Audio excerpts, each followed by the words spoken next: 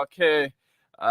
Good evening, wherever you are and whatever you are doing. It's a pleasure to welcome you to yet another edition of the Spawn Talk, your premier radio talk show in Monrovia, Liberia. So my name is Yekezi Zobe, and I'm going to be sitting in this evening as your producer. So keep it there set. Don't go away. Please invite others to come and listen or view alongside you because, as usual, the show promises to be very, very, very interesting. Pretty soon, the panelists will be coming on. Uh, pretty soon, the panelists will be coming on, and as soon as they come on, Mr. Fagon, former Minister Fagon, is already in the back, and once he gets set, of course, we are going to kickstart the show here this evening. So don't go away. Be there while we are here, cause the Spoon Talk is always analytical, is always informative, and always interesting. Let's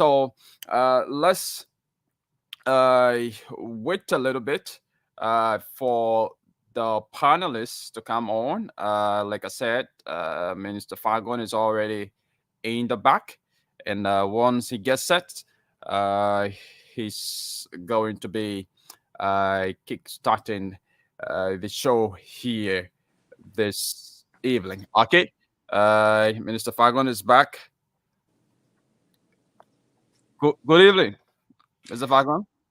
Good evening, Yakezi Zogbe. Zogbe. Which one is correct? Zogbe, the first one. Zogbe, yeah. I knew I had the thing correct, but that's what happens when we know that beautiful ladies are calling you Zogbe. Then we have to just, say, well, I call the thing first. Why did I miss it? How are you today? I'm okay. How yourself? I'm trying to be a good man, and let me say good evening to the peace-loving people of Liberia, whether they're in the country, part of the 15 political subdivisions, or they find themselves in the diaspora. And let me say good evening to all of our partners, our friends, and all of our residents in the Bellowith of the Republic. It's a pleasure to be on with you tonight, Yekezi. And I hope we can have a wonderful time tonight because we're expecting Honorable Lafayette Gatings, we're expecting Mo Ali, we're expecting a couple of the guys to come on. But what you and I do will be important. What's going on in Monrovia? How is it? I hear it is raining cats and dogs. Yeah, it's been reading cats and dogs all day in Monrovia today, and as I speak, it's still reading in some parts of Monrovia where we are situated.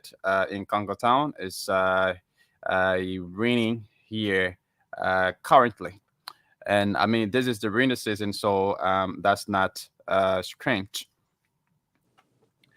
Are you having lots of rainfall this year compared to last year? Yes, I think so. Yeah, there's lots and lots of rainfall this year compared to last year.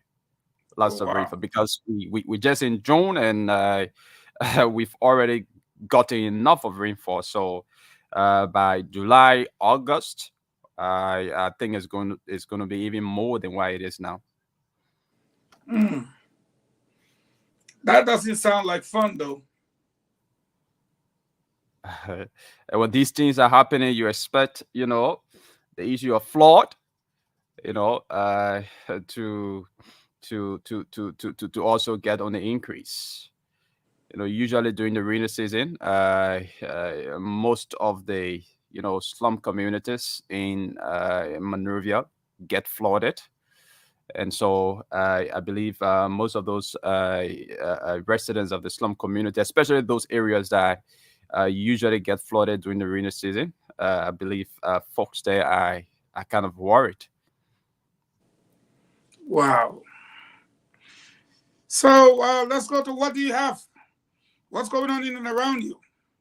I've heard a couple of rumors that have come to my ears since my show today, and I think I would like to hear from you. Like I said, it's rumors. It's not factual. Those are just things permeating the walls of our political field. So, again, many the pisabuleti then why can't try in my ear. That I don't know whether that's true or not true, but I just pisabuleti. So where Yeah, so I mean, for this, I don't think it is a news, but I think it's something that a lot of people already know about. That the Monrovia Central Prison, after spending a night at the Monrovia Central Prison, uh, the court there today denied Councillor Gloria Musu Scott and three of her immediate family members the motion to grant them a bail. Yeah, and according to the magistrate there at the Monrovia City Court, you know, the motion to grant a bail was denied on grounds that the case is beyond the jurisdiction of the court. That's one of the reasons that was given, according to Damos Lango, who was present there, who provided coverage about that happening today. He said that the magistrate denied the motion to grant the former Chief Justice and three immediate family members a bail on grounds that the case is beyond the jurisdiction of the court, plus other reasons, and also the European Union, the EU, has expressed concern about the growing wave of militancy amongst young people in Liberia, meaning in various political parties. Yeah, and the EU ambassadors, the deputy chief of mission of Ireland, Simon McConnett, he said that the European Union is also concerned about the level of security preparation for the conduct of the upcoming elections. He, however, commended the National Elections Commission for the frameworks that they have put into place already, some of the preparations that they are making to ensure that a free, fair, and transparent elections are conducted come October. But he mainly emphasized on the militancy amongst young people, meaning in political parties and at some universities and colleges across the country, and he said is a call for concern. And also, Information Minister Lejo Hu-Rennie responded to Councillor Tawan Gonglo yesterday, and it's something that's been talked about around. Councillor Gonglo recently termed the arrest and detention of Madame Gloria Musu Scott and her immediate family recently as wickedness to the highest degree. And he also said the withholding of the body of the remains of Chala Musu, the daughter of the former Chief Justice, who's, presently at the Monrovia Central Prison. He said he described that as wickedness. According to him, there's no way that is called for in the court, because according to him, only autopsy is used in court, and a corpse or a dead body is not used in court. So he doesn't see the need or any reason for which the government continues to hold the remains of Chala Musu and not giving the remains to the family. But the Minister of Information reacted to the legal luminary statement, saying that, you know, it's shameful, it's disgraceful to see a, you know, a renowned lawyer like Councillor Tiawon Gonglo making such, you know, a statement that he considers shameful. He called on the public, you know, to avoid, you know, making conclusions, because he said the case is still in court, and the court is going to, you know, bring up a verdict, and whatever the verdict is what, you know, the public is going to take, whether you like it or not. So also, yesterday, group of senators on Capitol Hill, they vowed to reject all nominations made by President Weah for 10 new positions until after the 2023 elections. Well, let me hold you right there. You are a young person. You're going to go on. I'm not interrupting you. Yeah. But do you think it's prudent and fair for you to have barely 3 more months to run the country, and you are going to select someone to serve the next man for the next 6 years? Do you think that makes sense? Well, I don't think it's prudent. I don't think it's prudent. I think, I mean, those things are done for political reasons. For political reasons. So I don't actually think it's prudent, because, I mean, we are going to elections, and the elections, looking at, you know, the competition, looking at the current political spectrum, is going to be a very, very, you know, competitive elections. So having the current government, you know, appointing or nominating individuals to 10 new positions, well, I don't think it's going to augur well if maybe this current government, you know, doesn't win the election. Okay, go ahead. You were saying something to that effect. Yeah. So and those senators that I talked about are mainly opposition lawmakers. Senator Darius Data is one of them. Jonathan Sobey, Senator James Banning, Senator Jonathan Kape, plus, you know, a lot of other senators. So they have promised that they are going to reject all nominations made by President George Weah for 10 new positions. So basically, those are some of the trending happenings. Well, I'm going to start with this. Usually, Dr. Francine will greet her guests, but it is my understanding that she's traveling. So we're going to pause there. But we're going to greet our people anyway. Greetings to all of you. And let me greet on Mo Ali. I don't know what I should say.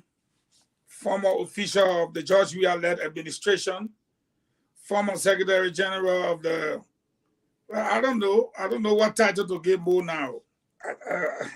But maybe I would just say office assistant in the office of the incoming president, Honorable Joseph Nyama Boakai. I mean, that's a great job to have, man. To be right in the office with the president, that's wonderful. But anyways, welcome. And to all of you watching us out there, let's begin by discussing this issue of the senators. You got a pen and a piece of paper with you, or you use your brain, Yekezi? Yes, I have a pen and paper here. You sure? I'm about to go. I want to see what we get to. Yeah. Okay. My understanding is, you know, Unity Party is Unity Party, opposition is opposition. We asked about Edwin Snow. He ran as independent, and the person told us no. We asked about Zoe Pennon, and the group told us no. So again, Zoe Pennon is sedition, but we're just looking at the possibility of some people joining them. And today I can report to you, based on what is told to me, that you have two persons from Bong County, Dr. Henry Tokpa and Prince Kemu Prince Moi. So just mark 2 stroke on your stuff. Okay. You can either your phone using that for Okay. you know. Then we have Nimba County, PYJ, Senator Prince Yomi Johnson, and Senator Jeremiah Kuhn.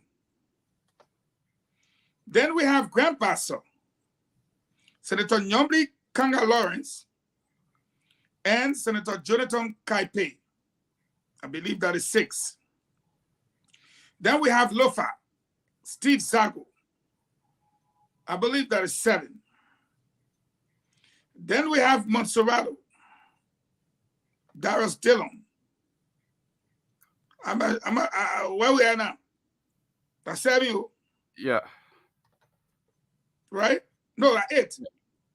Yeah, you said Lofaho, Steve Steve Zago. Zago, and The other guy there is not for us. You remember you say for CDC now?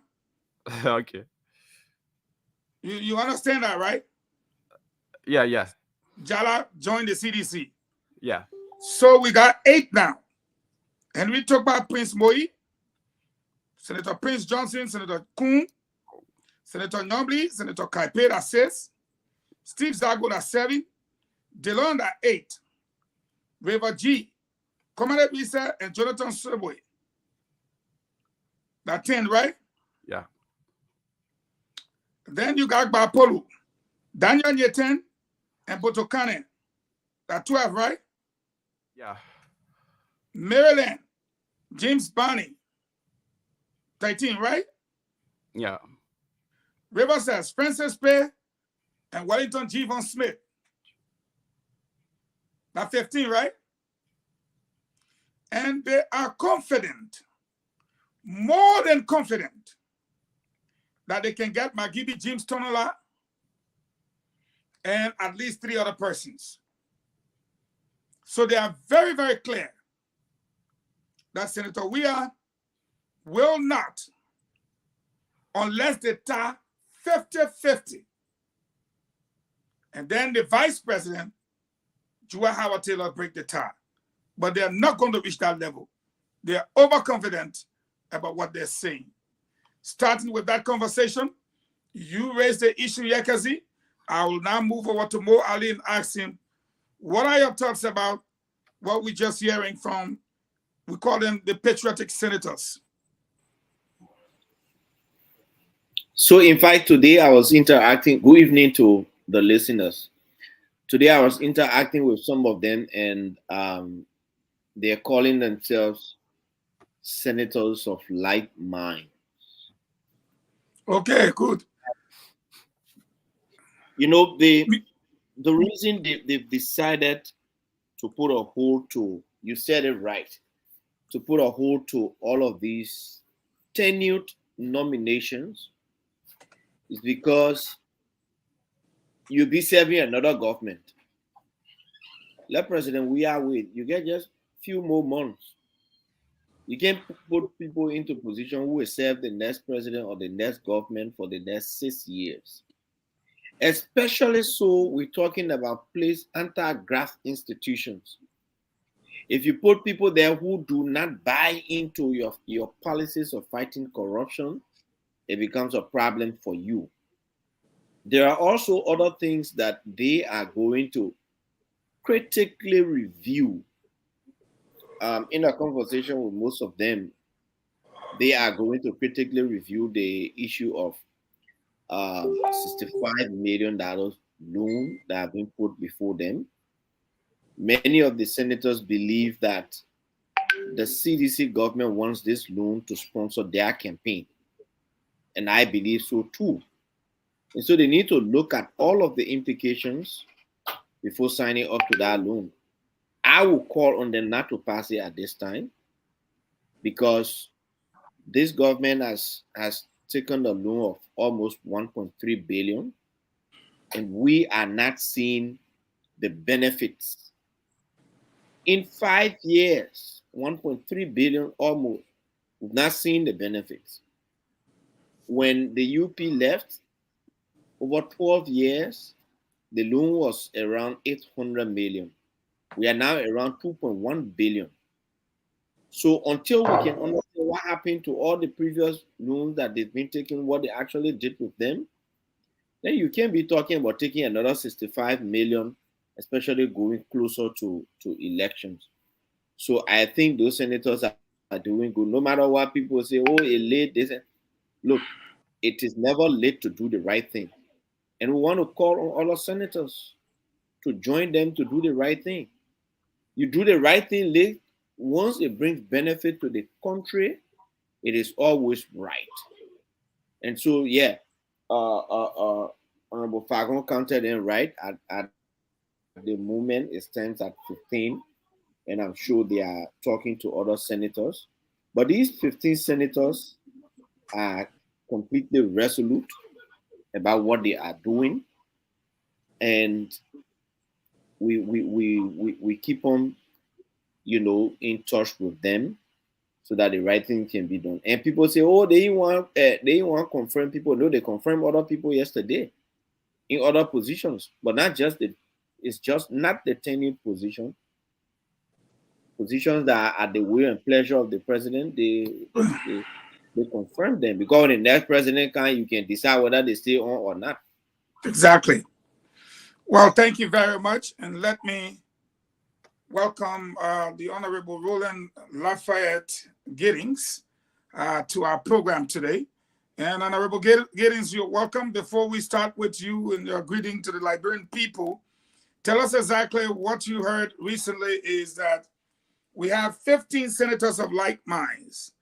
And if they should push harder, they might be able to get Vani Sherman, perhaps, Numene Batikwa, perhaps, and maybe they might be able to get, who knows,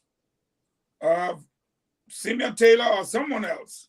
But whatever the case be, these people are determined not to pass any huge financial instrument and or anyone in tenure position.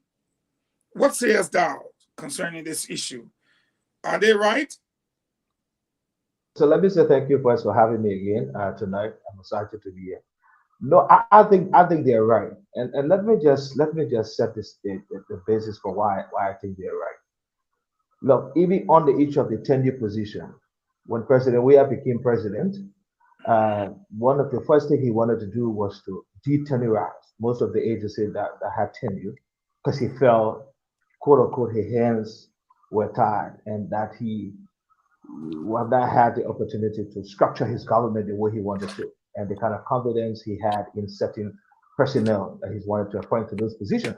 So the first 6 months, he tried to see if he could tenderize most of the position. He was successful in doing some of that, because I know some of that happened. So on the issue of now allowing him, 2-3 months to election, to appoint key positions, especially tenure position, and for very critical agency, and for example, like the Anti-Corruption Commission, the Public Procurement Concession Commission. No, a new government should appoint people to those positions, because that is where you begin to set the stage for how you want to deal with the issue of corruption in government. So those who have the kind of competence, integrity, and wherewithal, those are the persons you want to appoint to that position. So it is good that their time has expired. For example, especially with the PPCC, with the LSCC, they thought they were changing the law, and the reason why they were changing the law, the lawyers don't want to talk about that.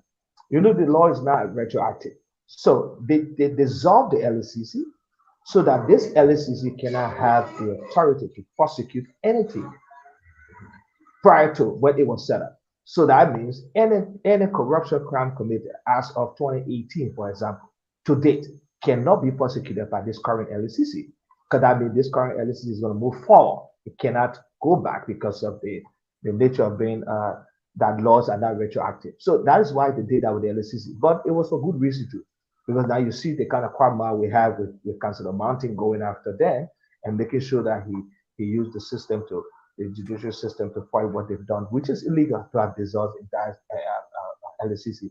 The only thing was to just go ahead and just amend, the law and focus on giving the LCC prosecutorial power. So I think what the senators are doing now, it makes sense. It is never late to do the right thing, especially where we see our country.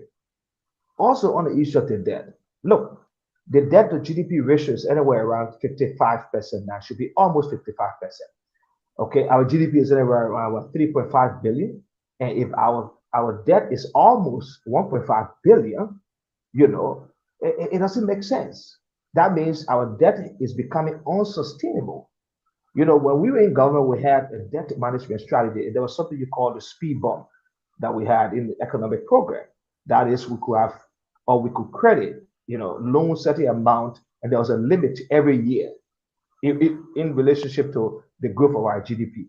And that was the program we had with the IMF. The kind of debt we incurred. Just look at that. They took over, the debt was anywhere around 700 million. It's almost double. So if it double, let's look for the investment. We took debt to invest in, for example, the road from EAW Georgia to Buchanan, from Red Light to Guinea border. Okay, in Fishtown, Harper to the Ivorian border, from Plivo to Kalokin to Fishtown. We took about 25% of what we invested in the Mount Coffee also through the European Investment Bank. I mean, I'm calling these investment. The CLSG, we also took loan to be able to pay our share because Ivory Coast, Liberia, Sierra Leone, and Guinea invested in our project. That's a transmission and that can distribution. West Africa. Because West Africa is trying to do this thing you call West Africa integration, using infrastructure, trade, economy, monetary arrangement, all of that. And that's what we're moving towards, one currency, one passport now. We're also integrating with what you call infrastructure. So that what we have what you call the let me hold you there. Speaking of that integration, speaking of the integration and part of how the investments were made, it's part of the reason why you're here today. So it was something relative to the senator, but I want us to delve into this matter.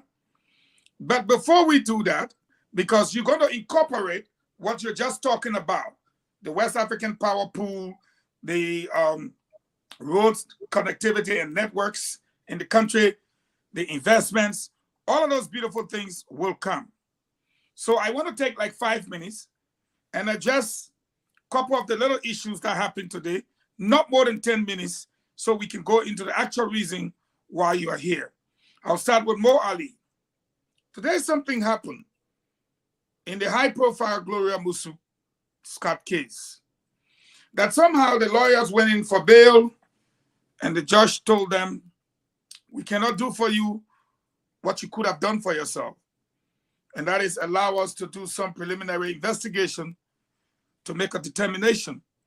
You did not pray the court for that. And that somehow they were sent back to South Beach. You are in the nation's capital, Monrovia. What are your thoughts?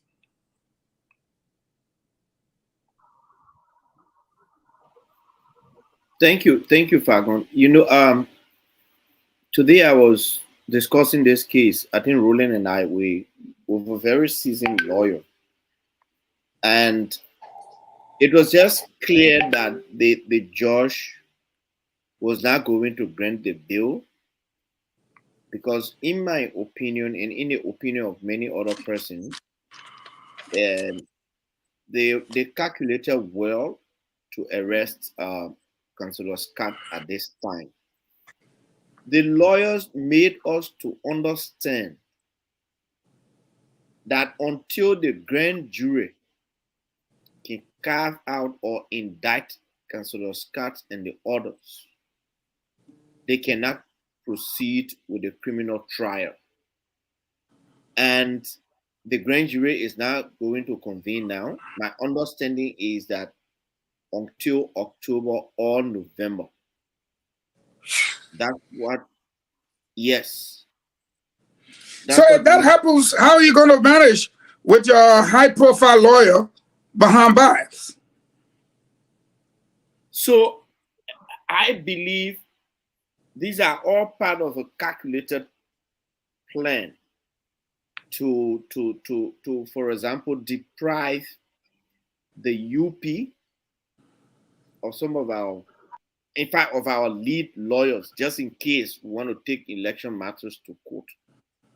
So, except something happens, but the lawyers told us that until the grand jury can indict, they're not going to have a trial. That was the main reason why those lawyers were trying to get her out, she and the others, on bail. And as expected, the judge denied the bail because maybe because she was charged for murder. The lawyer also told us that it's possible they can convene the grand jury, which they do not want to do, and which they should have waited for. They will submit the evidence that they have to the grand jury, and the grand jury will say, "Look, we have looked into this matter. Your evidence or your pieces of evidence are not convincing to indict these people for murder." So in any case, their intent is to keep Councillor Glorious Cat in jail. That's why they went that far. So I wouldn't want to blame the lawyers much. They were trying their law, but they knew within themselves that it was not going to work. All right. So I'm going to give this one quick to you, and then I'll go to Lafayette so that we can go into why he's here. Shockingly, I repeat, shockingly, the UPP, not the UPP, the NPP, party of James Barney, expelled him today. And regrettably, that which I know, his best friend was the one that signed the letter. Have you heard anything in relation to that? I have not. If not, I can run through a year for you quickly. They say NPP expels Barney, threatens legal action against him. Monrovia, Liberia, June 22nd, 2023. On Saturday, June 17, 2023, the National Executive Committee of the National Patriotic Party convened a National Executive Committee meeting to deliberate on crucial issues, to include deciding the fate of its former chairman, Senator James P. Barney, whose conduct and utterances have continued to bring embarrassment to the NPP by impersonating as national chairman of the party and making public declarations of support to the opposition Unity Party. Following long hours of deliberations and having established that the former chairman Barney conduct runs contrary and counterproductive and in violation of Section 2.9 of the party's bylaws, constitution, the body voted with over 2/3 majority to expel Senator Barney from the party. Meanwhile, the NPP wishes to advise Senator Barney to desist from making public utterances in the name of the party, as any repeated act of such by him will lead the party with no alternative but to seek litigation against him in the court of competent jurisdiction. Signed, Andrew Peters. What do you make of that? Because all right, he's been kicked out because of your party. Before I come to that, I'm just receiving information from one of Councillor Scott's lead lawyers that the special grand jury is now on as we speak. That the jury may sleep at the Temple of Justice tonight in order to conclude the indictment tonight. The special grand jury, I just got that information. The person is watching. Tonight, they are at work at the Temple of Justice, and they may sleep there in order to draw all the indictment for Councillor Scott and the others. Now, Thank you. Before you go to Bernie, let me. But who brought you here, sir? We're talking about a lead counsel for Gloria Scott case. Then Lami comes on as a counsel. Are you the lead counsel? No. But anyway, you stay, my brother, with a 2R. I will. No, I will welcome you. I'm not associated with the case, but I was listening to you guys coming in. Yeah, And pretty much everything I said yesterday is what the high-profile lawyer at least talking about that the same thing he said. So I don't understand why he even had to go waste time talking to another person. But so he was supposed to talk to you.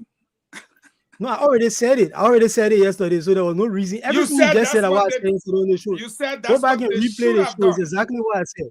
Yeah, you said that's what they should have done.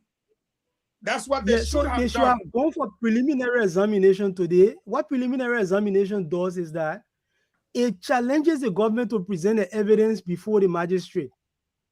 So it's similar to the grand jury, because to go to the grand jury, you got to go and show your evidence in order to indict. So if you request preliminary examination, they will be forced to bring that evidence in open court. But they did not do that today, and that's why the judge said, because they apparently did not ask for preliminary examination. What the preliminary examination basically is for is to determine whether the person should be admitted to bail. So if they wanted bail, they should have requested preliminary examination. That would have brought the evidence into the open. And that's why the judge told them, the judge told them the court cannot do for you what you should do for yourself.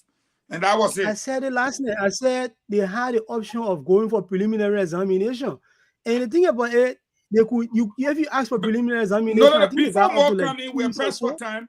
I'm going to ask you straight out. So then I want to just clarify one more thing before you go ahead. I don't want this thought to escape. The grand jury being assembled. Listen to this carefully. When we were talking to Lafayette, if you remember, he said, "Oh, the grand jury is not sitting," and you, Bagua, told him, "But you can make the grand jury sit. It is within your power." They control it. Yeah, he said, "Well, I don't know when we will do that." Now they are sitting tonight. Why you think? Who may have organized it? How did it happen? You think in your mind, because you're not with them. There are probably some external pressure that may have brought it about. I will assume that I have no information about it. But if the grand jury is actually sitting tonight, there may have been some external pressure that, or maybe some intervention telling them that this thing doesn't look good. The optics are bad. Probably that what happened. And they maybe decided to go through the proper route. They should have done the grand jury thing ever since, done the indictment, and go ahead with the trial. If you think you have a case, go through the proper process. There's no reason to be using technicalities all over the place if you think you have a case. All right. Having said that, the clarification you wanted to make before we go to more adequate. Yeah. Mr. Giddings says something that I don't think he was right. The LSCC, the amendment to the LSCC Act did not create ex post facto, because what he was saying basically is that amendment created a situation of ex post facto where the new LSCC will not be able to look backward. That's not true. If you read that act did not create any new crime. I heard other lawyers say it before. I had an argument with a lawyer once at the law school. He said the same thing, and I asked him, how is it ex post facto? In order for it to be ex post facto, they must have created a new crime. If you create a new crime, that crime cannot look backward, it looks forward. So it can be ex post facto. No, just by saying we cancel this LSCC and create the same LSCC again, and the only basic change is that they changed the tenure from, I think, it was 5 years before, right? And they took it to 7. I just based that the only basic change, they said they have direct or prosecutorial powers. Basically, that's just the basic change between the two. I will let Giddings respond to you, please. Giddings, you have a response for him. He said what you said, he doesn't think it's true. I'm not a lawyer. I'm not going to argue about that. But I've heard other lawyers say that. The council has said, other lawyers have said. So that's a debate all by itself. Yeah, it's not a debate because it's ex post facto. Ex post facto is not a terminology. It's a defined terminology. And it basically means you can't hold somebody for a crime that did not exist when they committed that crime. That's what it says. The LSCC. Okay, so let me ask a question. Yeah. Let me ask a question. So I'm just concerned about that, because all of us should be concerned about that. Any crime, corruption, for example, that may have been committed prior to this, because it's a new LSCC, and you can agree with me, that's a new LSCC, because it was dissolved and reorganized, and they passed Yeah, a it's a new new law. LSCC. Yeah. Okay, so the question I'm asking, any crime, a corruption crime or whatever, or cases that may have been investigated, or there's evidence of anything done prior to the establishment of this LSCC, can this current LSCC, when formulated properly, go back and prosecute those cases? I just want to know As that. long as the statute of limitation has not kicked in for that particular matter, they can go as far back as they want to. And as I said, the crimes that the LSCC had, the authority to prosecute, those crimes are already in the penal law. They basically said this section of the penal law, you have authority over it. Now, all this act said. But So, for clarity's sake, crime, for clarity's sake, I think I will put it back the way Giddings wanted you to understand it. The previous LACC has been investigating a series of cases. yeah, They have gone back. You know what happened with the NPA boss. You know what happened with Legis. You know what happened with the agriculture minister and 20 others. Now, they dissolved that LACC. Everything there, kaput. The question he wanted from you, can this new LACC say we're going back into the old LACC file? yes, Take whatever is there and use it. yes, they can do it. They can do it. They have absolute authority to do it. The only way they were not going to be having the authority to do it is if the new act had expressly said that they cannot look backward. They cannot do anything that had already preceded them. And the act doesn't say that. That's a debate for another day. We're pressed for time. We'll finish it's not off. debate of fact. I mean, it's fact, so it's not debate. Just accept it as it is. I said that's a debate for another day because no other lawyer on the panel, you're the one-eyed man in the town, so you telling us that the river to our right. What do you expect us Nobody can say that there are other lawyers who have different opinion on the other side. No, So let's just. I mean, they respect that, Council. Opinion. Council, we the blind people here. That we don't want you making news on. Define what expo facto means, and you will know what I'm talking about. In legal terms, it means something different. Usually, let's go into the discussion and not waste too much time on expo facto. So I will start with you with the NPP issue, and then after you, I will get Giddings, and then I'll get Councillor Kpagoy, and then we'll go straight to the purpose for which Honorable Roland Giddings is here. Your take on the expulsion of James Barney from the NPP, especially because of your party. Yeah, the first thing is, I don't know what their laws are, what their constitution says about not supporting their candidates.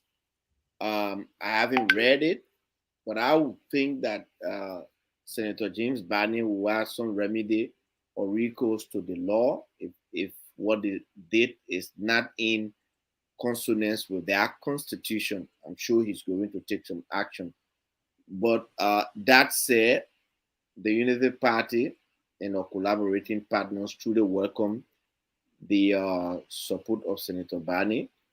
We all know that Senator Barney has won election, I think, 2 times in Granger, in Maryland as representative, and he has also won as senator.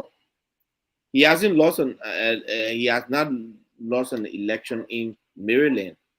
For the 3rd term, he never contested because he said he was going to focus on the election of President Weah. And so it tells me that the guy is waiting in his terrain. So we welcome his support, and we are going to stand with him. I believe he should take every recourse to the law if there are loopholes in his expulsion. That's as far as I can go. Thank you. Last I know, most times you guys will say it's their matter, but I think as opinion leaders in our community and in our party politics, it's only fair to ask you. This guy took a stand, and his stand was, I cannot go against the party, but as chairman, given what has happened over the last 6 years, I can never look at myself and support the CDC. It was never a coalition in the first place. They treated us like trash. If the party supports you guys, fine. But I'm going to stand by myself. I will not sign and I will not support you. And today, the party say they expel him. What's your take? Honorable Giddings, are you there? Okay, okay. So look, let me say this. I think not Councilor, but Senator Bani is, I think he's a state man. As much as politics is about interest, and people think sometimes personal interest may oversee the national interest, but with our engagement with him and the conversations we've had, I think he's been a state person because he's come to realize that the CDC government is not running the country or leading the country properly. Many of those, including Senator Bani, who supported CDC, was that they did not want to see, a third term of a unity party, for example. And there's so many persons who voted for CDC in that way. It's just that President Weah was the only option. It was a terrible option, I would say, because if there was any other person against Ambassador Barker, with all that we did, Unity Party, still yet there will be people to say, you know why, we cannot have a third term of the Unity Party. So a lot of people voted CDC, and I think Senator Bani was one of those who thought that he should support CDC based on the arrangement that he had. But it was in the interest of the country. He was looking at supporting CDC so that this coalition that they formed can now begin to continue from where we start as Unity Party. Where we may have made some mistakes, they do the corrections. Where we build foundations, they build on those foundations and get the country, in an upward trajectory. But that did not happen. We now see that the country has deteriorated terribly, image everywhere. In the economy, you see there will be conversation about growth, yes, but if you see what's happening now, like I was talking about, what's happening to our debt to GDP ratio, we suggest that the country is going deeper into the hole where major investment in infrastructure. So Senator Bani felt this is something that I cannot do except we go and realign, our conversation with the CDC on certain principles. And I'm sure CDC was not ready to, agree and negotiate on those principles that will look at changing the way they proceeded in the last term. And I think we had to part ways. So the expulsion that has been done, I think he has remedy on the law. Don't forget, he was the chairman. He, according to the law and the National Election Commission, he is the recognized chairman currently. John Mova cannot go to media at the National Election Commission. They will send for him there. They know that, and people know that. So James Bani is still the legitimate chairman. So under what condition he was expelled, like Moses, I haven't seen the Constitution as to what it says about that. So let's see what the politics will look like. But I'm sure Senator Bani will take some action, using the law and using the Constitution to be able to address that. I'll go to Councillor Pago. Without looking at their constitution, you've always appreciated that our word should be our bone and we should operate within the confines of the law. According to them, they put together a quasi-executive because I know that the NPP was split. We ran the story.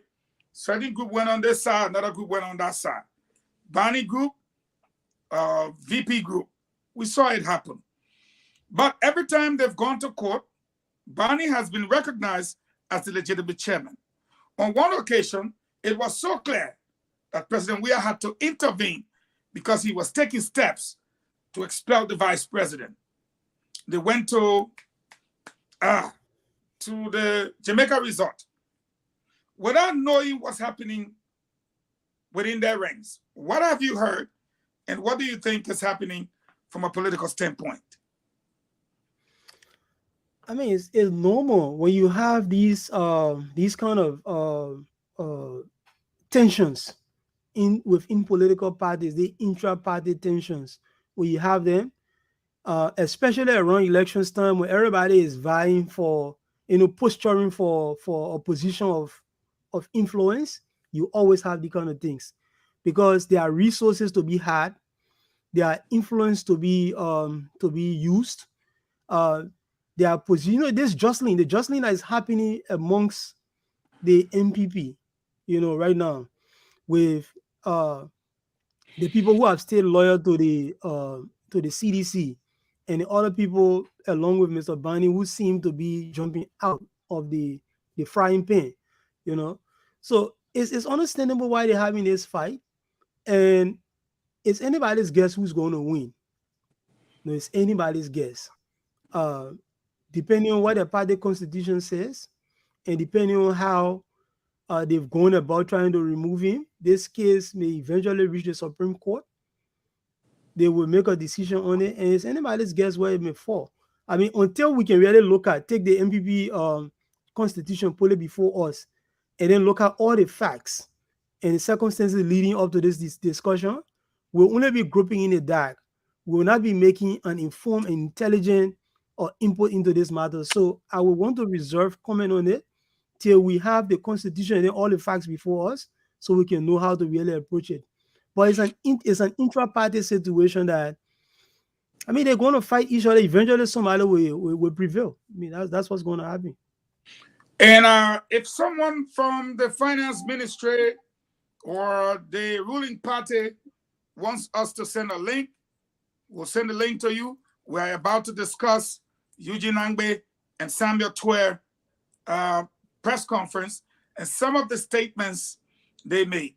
So let me say this first and foremost. Before going further, let me welcome Ambassador Muna Fahad. How are you, my dear? Good to see you. We have with us today Mo Ali, Honorable Roland Lafayette Giddings, the Councillor Lamik Pagoy. They're all forming the members of the panel today. I'm going to start with Councillor Lamik Pagoy. I'm not looking at something he said right, or they said right. If you ever followed their press conference, was there anything you pick out that you said to yourself, this is wrong, this is not right, and this shouldn't be? You mean the 27 million press conference? Anyone you pick out, because that's what I will revert to. Is it the press conference you're talking about, the 27 million press conference? The 27 million people brought out of poverty. Was that your... I mean, that was a takeaway everybody had. That was a takeaway everybody had. And it's surprising to me that several days later, there has been no clarification on that matter. And I don't understand why, because without clarification, it appears like the minister is doubling down and tripling down and quadrupling down on this particular issue. He's probably going to die on that hill, you know. So he made an egregious error by basically telling the Liberian people to go and eat cake. That's basically what that is. And people who know history know what I'm referring to when you say go eat cake. You know, the French Revolution that led to the Bastille Day stuff. The queen was like, the people are hungry, so go and eat cake. If the people can't even find bread to eat a cake, they will go and eat. So the minister is basically telling the Liberian people that even though you are going to bed hungry every day, don't mind your growling stomach. You know, everything is fine. You know, I mean, when someone used to be hungry, we know what hunger actually is. And you know, sometimes when people stop you and come and ask you, you can see the hunger in their face, and they ask you for a little bit of money for them to go and buy something to eat. You will know, because if you've been hungry before, you can know a hungry person when you see that person. Okay. Yeah. Thank you very much. For the minister to be telling us that in less than a year, they were able to take 27 million non-existent people from poverty, you know, that tells you that there should be no poor person in the country. But you don't have 27 million. Your population is 5 point something. Did you add Guinea, Sierra Leone, Ivory Coast, Madagascar to your... I mean, it's not going to work. So, but 27 million monopoly people. You know, you're using monopoly money to take 27 million monopoly people from poverty. Okay. You know, our main guest here today is Honorable Roland Lafayette Giddings. Honorable Giddings, you are on here today. Leave the investment part, leave the roads part, because we're going to come to you.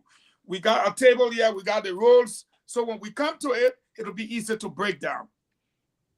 Give me 3 things you heard from Len Eugene Nangbe, Samuel D. Twer, that you know wasn't true, wasn't factual, or that it was just some form of baloney. You didn't want to be bothered with it. You didn't even want to hear it. Just 3 things off the top of your head that you can speak to. Okay, so let me speak to the first one. The first one was on the economy, when they were talking about the monetary condition, that is how they met the country monetarily. Uh, they said, in fact, they met less than 100 million in the reserves, and that's not true. It was over 157 million that was left in the reserve. In fact, Madam Salif challenged President Weah when he said that I met the country broke. And the concept of meeting the country broke was that there was only 8 million in the consolidated account. The consolidated account collects money every day, and because we run a cash-based budget, that's where you spend money from. So there's no way you save money in the consolidated account. But they were not looking at the reserve only because they wanted to be mischievous. So they met 157 million, and they said less than that. That was the first lie. The second one I thought they also spoke about was on the investment. They said they build more roads than any government ever. And I'm going to disprove that tonight. I will even publish that to show that they lied. I mean, just off the head, it was lying. Also on the issue of what he said about, removing Liberians for poverty, 27 million, of course. I don't know how could a finance minister make such a mistake. And in fact, I said it twice with the number 27 million. He said, this is not 712. I want to speak to him. This is not 712. This is the World Bank. And he kept saying that. And I was like, what? The Minister of Finance making mistake with numbers like that and very emphatic about it? I think these jokes are blown off. And after that, I hardly wanted to listen to the show, but I had to be able to sit here to be able to talk about some of the things that I thought, wasn't just right. They also spoke about doctors, for example. They said when they took over, professional, that is doctors, specialized doctors, were making less than $700. That's not true, because by 2012, doctors, specialized doctors, professional doctors, doctors with years of experience, made up to $2,000. I know that. Even doctors who had just left the AM Doc Leopti and were residents, during their residency, they were making $1,000. So it was upgrade as far as 2012, 2013. So to say that since the CC government came to power, it was when doctors started to make $2,000, that's not true. So there was so much lie that we're going to unpack as we go ahead. I hope you have I know the press conference, some of those different statements that they were making. You can, just reflect us so that we're able to speak to some of them. But I have some of the information and we're going to talk about that. So just few off my head. I think those were some of the things that I thought it was just a no-burner to even listen to. And it was just a waste of 4 hours, of the Liberian people time. Yes. Ladies first, Mo Ali. I'm sorry, I'm going to go to Ambassador Munam Fahad. I'm not sure you follow Samuel Twe and Eugene Nangbe, but if you did, you heard them. Tell me whether you were happy with what they said, and if not, what did they say that actually made you upset or made you happy? Right after I listened to when he said the 27 million. I mean, that's what everybody's running with. I was done with that interview. I didn't even listen to it. It was going to be a waste of my time, because talking about 27 million people when we, like you said, we got like 5.5, maybe at most 6 million, and you talking about taking 27 million people out of power. Like, are they joking with the Liberian people or what? This is the reason why they got to go. Because how can your entire finance minister come out and say that? What is going on? Like Councillor Bago said, he has not come out yet to even make some, talk about it and make some correction or something. So it's just, this is something they've been saying and talking over and over all through. Even to me, when you listen to the president's State of the Union, they will come out like, it's like Gideon saying, they will say they build roads since Tottenham time, when they built all those roads. There's never been any real road aside from when Ellen came there. After all those roads were broken down during the war, she came and redid the roads to Buchanan and did it to Ganta and all the way from Morovia all the way to Ganta. That's really not been like any real new roads they have opened up to different parts of the country. Or when you say you're building roads, it's just that you're refurbishing the roads that were destroyed. And they have not even done as much as Ellen did. So Ellen came and she set the economy to the place where had there be another good president taking over after her. I'm not praising Ellen as people would probably want to say. But if anybody else had taken over after her and improve on the country, by this time we have been way in front. But I think the CDC-led government took us backwards, maybe 100 years backwards. Because if you look at the our neighboring countries, they're going way ahead, way ahead, and we're way behind. So this is the reason, like Brimpo, we are in an election year. This is the reason why Liberians should really sit down and think about Liberia seriously, and not because you know this person, you know that person, the other person, you think when this person get there, you will not be able to be corrupt or steal or live the life you want to live. So, let's put somebody else there in the meantime, and then later on we'll put somebody who won't fix the country. No, it's time for us to fix our country. It's time for us to start moving ahead. We're way behind. We're joking with our country. We're joking with our lives. We're joking with the people. People are hungry. In a country of 5-6 million people, with an economy, with the resources that Liberia has today, we're preaching and we're telling you guys that Liberia, look, Dubai was built in 5 years. 5 years only. Nigeria has a new, they're building another capital city. They just built Abuja. And they're moving on to another capital city. While we're still sitting down, 5 million people with the kind of resource we got, we should be way ahead. Like, what should be new roads should be building. We should be having overhead, 1 or 2 layer overhead bridges, new roads going here and there. Roads should be already connected, paved all through the interior, all the way to Ivory Coast. I'm telling you, electricity. First and foremost, look at Ivory Coast. Every town village got electricity. If we can just open up our country and put electricity all the way, the main roads going on to Lofa, to Banka, Buchanan, going all the way to Nima County, we can do it if the money is used properly. Thank you. Mo Ali, what did you take from there before we go over to Honorable Giddings to start on the investments? I want to do investments before I do roads. Okay, so Fagon, I will not talk about the many lies, because even in the midst of the lies, there were things that they had to admit to. And I will name a few of them. For example, when they were tackled on the issue of drugs, they clearly admitted that they are failed. They also admitted the distribution of illegal substances has increased in the country. And how you know that? Whenever our government is failing on something, the moment you touch it, they run to America, for example. So Eugene ran to America. He took a flight, a Concorde jet, quickly ran to America and said, but even in America, the drug business there, they're failing on the drug war and everything. They also asked him about the case involving the 100 million drugs. And Eugene told the public that they are still looking for the people who brought drugs in. Basically telling us that the people who were put on trial were not the right people.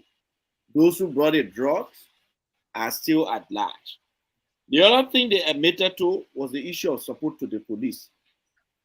Minister Twe said they have not been very supportive of the police. For the last almost 6 years, I think they gave one uniform to the police just 2 times. In 5 years, 2 times. And what Minister Twe's excuse was, they have been spending money. They are spending 51 million on the election. 51 million on the election. Another thing, they tackle them with, you know, this most stadium they're building, like one to, I think, what a place named West Point, another one somewhere in the Claratown area. They've been moving around telling people that these are money from President Weah's pocket. But you know, they want to show everybody listening, so they were forced to admit that these are projects by FIFA. Then we came to the issue of projects in counties that President Weah promised. The journalists asked them specifically, we keep hearing you saying the president project, the president project. Are these projects implemented from his personal money or they are in the budget? And then they went on to admit that, yeah, these are projects that are placed in the budget. They are not coming from the president's pockets and all this kind of thing. Then they went on to say, but you know, the PAC is his personal project, the money. So, given that they lie a lot, they were forced to admit certain things because they would have been confronted with the facts. And those are some of the things I took away from there. I'm not going to talk about all the other things. You know, the economy is way better than at any other time. Inflation is down. Inflation down, US climbing, and prices are going up. I don't understand. I didn't do inflation in school. I was a science student. It can just be confusing when they say inflation is down and prices going up and the rate going up. Somebody needs to explain it to me so I can understand it properly. Lafayette is going to do that. Science man and a lawyer. We are going to move over to Lafayette to do that, and I think Waka you Kamara. Yeah, let me correct something quickly. Let me correct something quickly. Hold on. Councillor Pagoy, you know, let me correct something quickly. If any, you know, ordinary person said this, I will not react. But when Talo Kuwankpa, the wife of the late General Kuwankpa, says something, I need to react to it. She's asking, is this the Muali who are extramarital affair? Talo Kuwankpa, I am not married. I've never been married. So I don't know where you got that information from. I am not married. I have never been married. So let's let that go. Let me go ahead. Okay, so before Giddings come in, let me just say something. He mentioned the fact that the CDC said they built a lot of roads. In fact, they've done more roads than any other government, all the other governments combined, right? That's what they said. Yeah, that's exactly what they said. All other governments combined. But interestingly, the CDC did not make up that line on their own. They actually borrowed it from the Salif administration. They borrowed that line word for word. So you guys got to take copyright on that thing and go and sue them for copyright infringement. They borrowed that line directly from you people. In 2015, Lawrence Runner, if anybody here remember Lawrence Runner, the late Lawrence Runner, he and I were sharing an apartment in Washington, D.C. And Lawrence was working on a documentary for the government at the time. One morning, Lawrence is on the phone with somebody talking about the same thing, how the UP government had done more roads than all the other presidents combined. When he got you with the call, I told Lawrence, I said, "Mama, Lawrence, that information is not true." And we argued about it, so I laid out why the information isn't true. And eventually, when that documentary came out, they took that line out. The CDC people basically just decided to take your words, and you people should have copyrighted the words so you can sue them. Because they actually just stole it from you people. Which is not true. When you said it wasn't true, they are saying it's still not true. And Pagoy, since you admitted here that they took it out when the documentary came out, it means that they didn't use it. So why you want to hold it? Anyway, let's go to Lafayette. It's all good. We got to add some spice to the thing. Honorable Giddings, before we go to roads, I know why I'm keeping roads. You know, you saw what Pagoy did just now. Like everybody has been building more roads than the other, but still we're still on the roads. So I'm going to ask you, the Liberian people have been crying when it comes to investments. The UP brought in a lot of investments. Almost, when I look around everything, Silamito, Cooling Verolium, whatever you want to call, China Union, whatever. But under this administration, we can name a few. For example, we're going to have Liberian Airways or Air Liberia. We ate the cake, the airplane never came. We're going to do Bali Island. It'll be just like New York. We got yet to put one shovel in the ground. We stay hustling. We're going to construct the road from Monrovia all the way to hit Ivory Coast. We're still hustling. You guys did a lot of investment. The guys talk about investment. Tell me what's wrong with the usage of the word investment in the context of the CDC versus the UP. Okay, so thank you.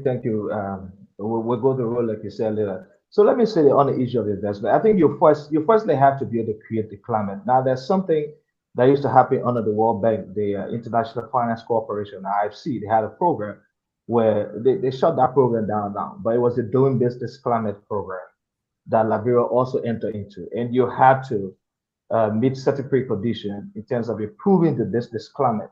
So the National Investment Commission, the Ministry of Commerce, and the President Office used to work on indicators for us to be able to meet up with some of the requirements for improving the doing business climate. That is how you see we have now what you call the business registry separated from the Ministry of Commerce, so that it makes doing business very easy, and an investor can come to the country and get certain things done on time. In fact, there was a time where you could get your business registered just like in a week's time. So what we did, the Unity Party-led government, was to be able to improve the doing business climate. That is to make doing business easy, and it was like automating some of the systems. It's the first thing you want to do, because to be able to attract investors, that's what you need to do. And besides that, there were reform in our tax policy, in our tax law, that also created some attraction. The new investment incentive code that we did, and I know I was involved with that one, is to work with the LRTC secretary. It also was a little bit liberal in the sense that, for example, we open up an investment climate to say, once you come to Liberia and invest and you stay there, I think we need to change that now. And you make all your revenue and you pay your taxes, whatever profit you make can be expatriated. You know, there was no restriction on capital flight. So it's like you can make 1 million in profit, and if you don't want to invest additional, make additional investment in the economy, you can expatriate all of your profit.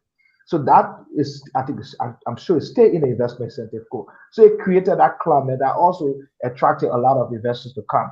The reason was we have issue with infrastructure. We did not have good roads at the time. We did not have sufficient energy. So anybody who wanted to invest, especially in manufacturing, for example, or anything of such, will have to generate their own power.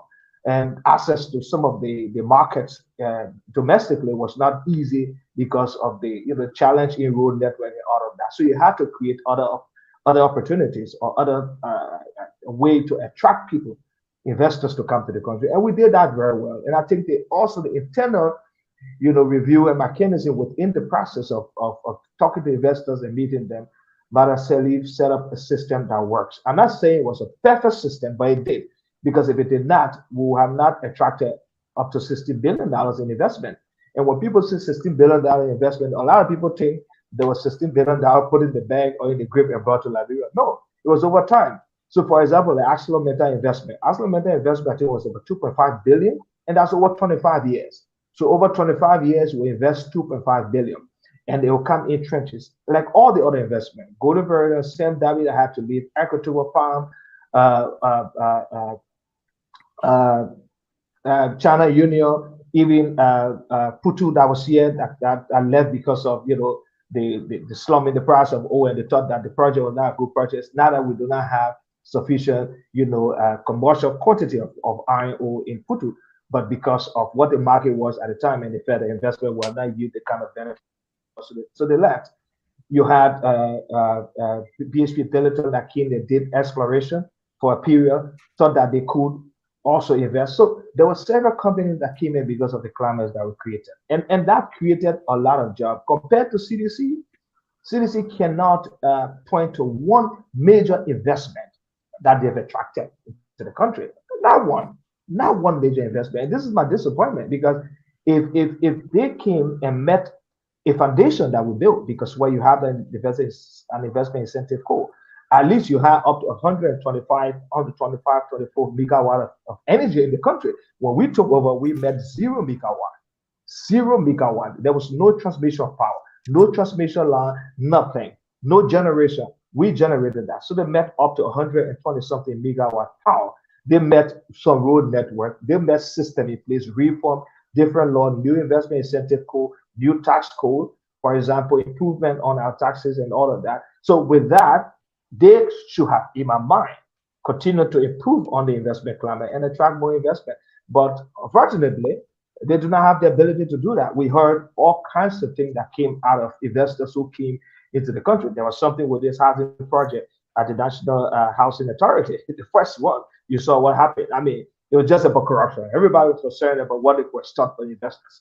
So that alone created a kind of misconception about what the country was. And I'm sure there were other investors that came. We saw investors coming from where was that Dubai or Kuwait or somewhere, and they came and went, and nothing just did not happen.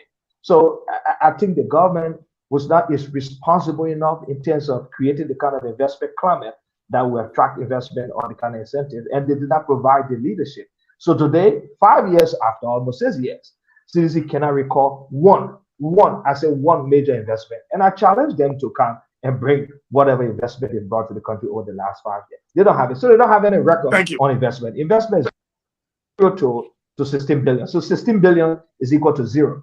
CDC got 0 on investment. We brought 16 billion investment to the country. And some of the investment manifested here. Equatorial Palm is in Buchanan, created a lot of jobs. Holy Beryllium is in Sando, is in Grand Crew. MOPP is in Maryland. There are people working. ArcelorMittal, China Union. There's different investment everywhere, and people got jobs based on those investments. And there's downstream also into supporting small businesses, and that's why the economy they met and they are striving on now is what we have today. So they have not done much. Thank you.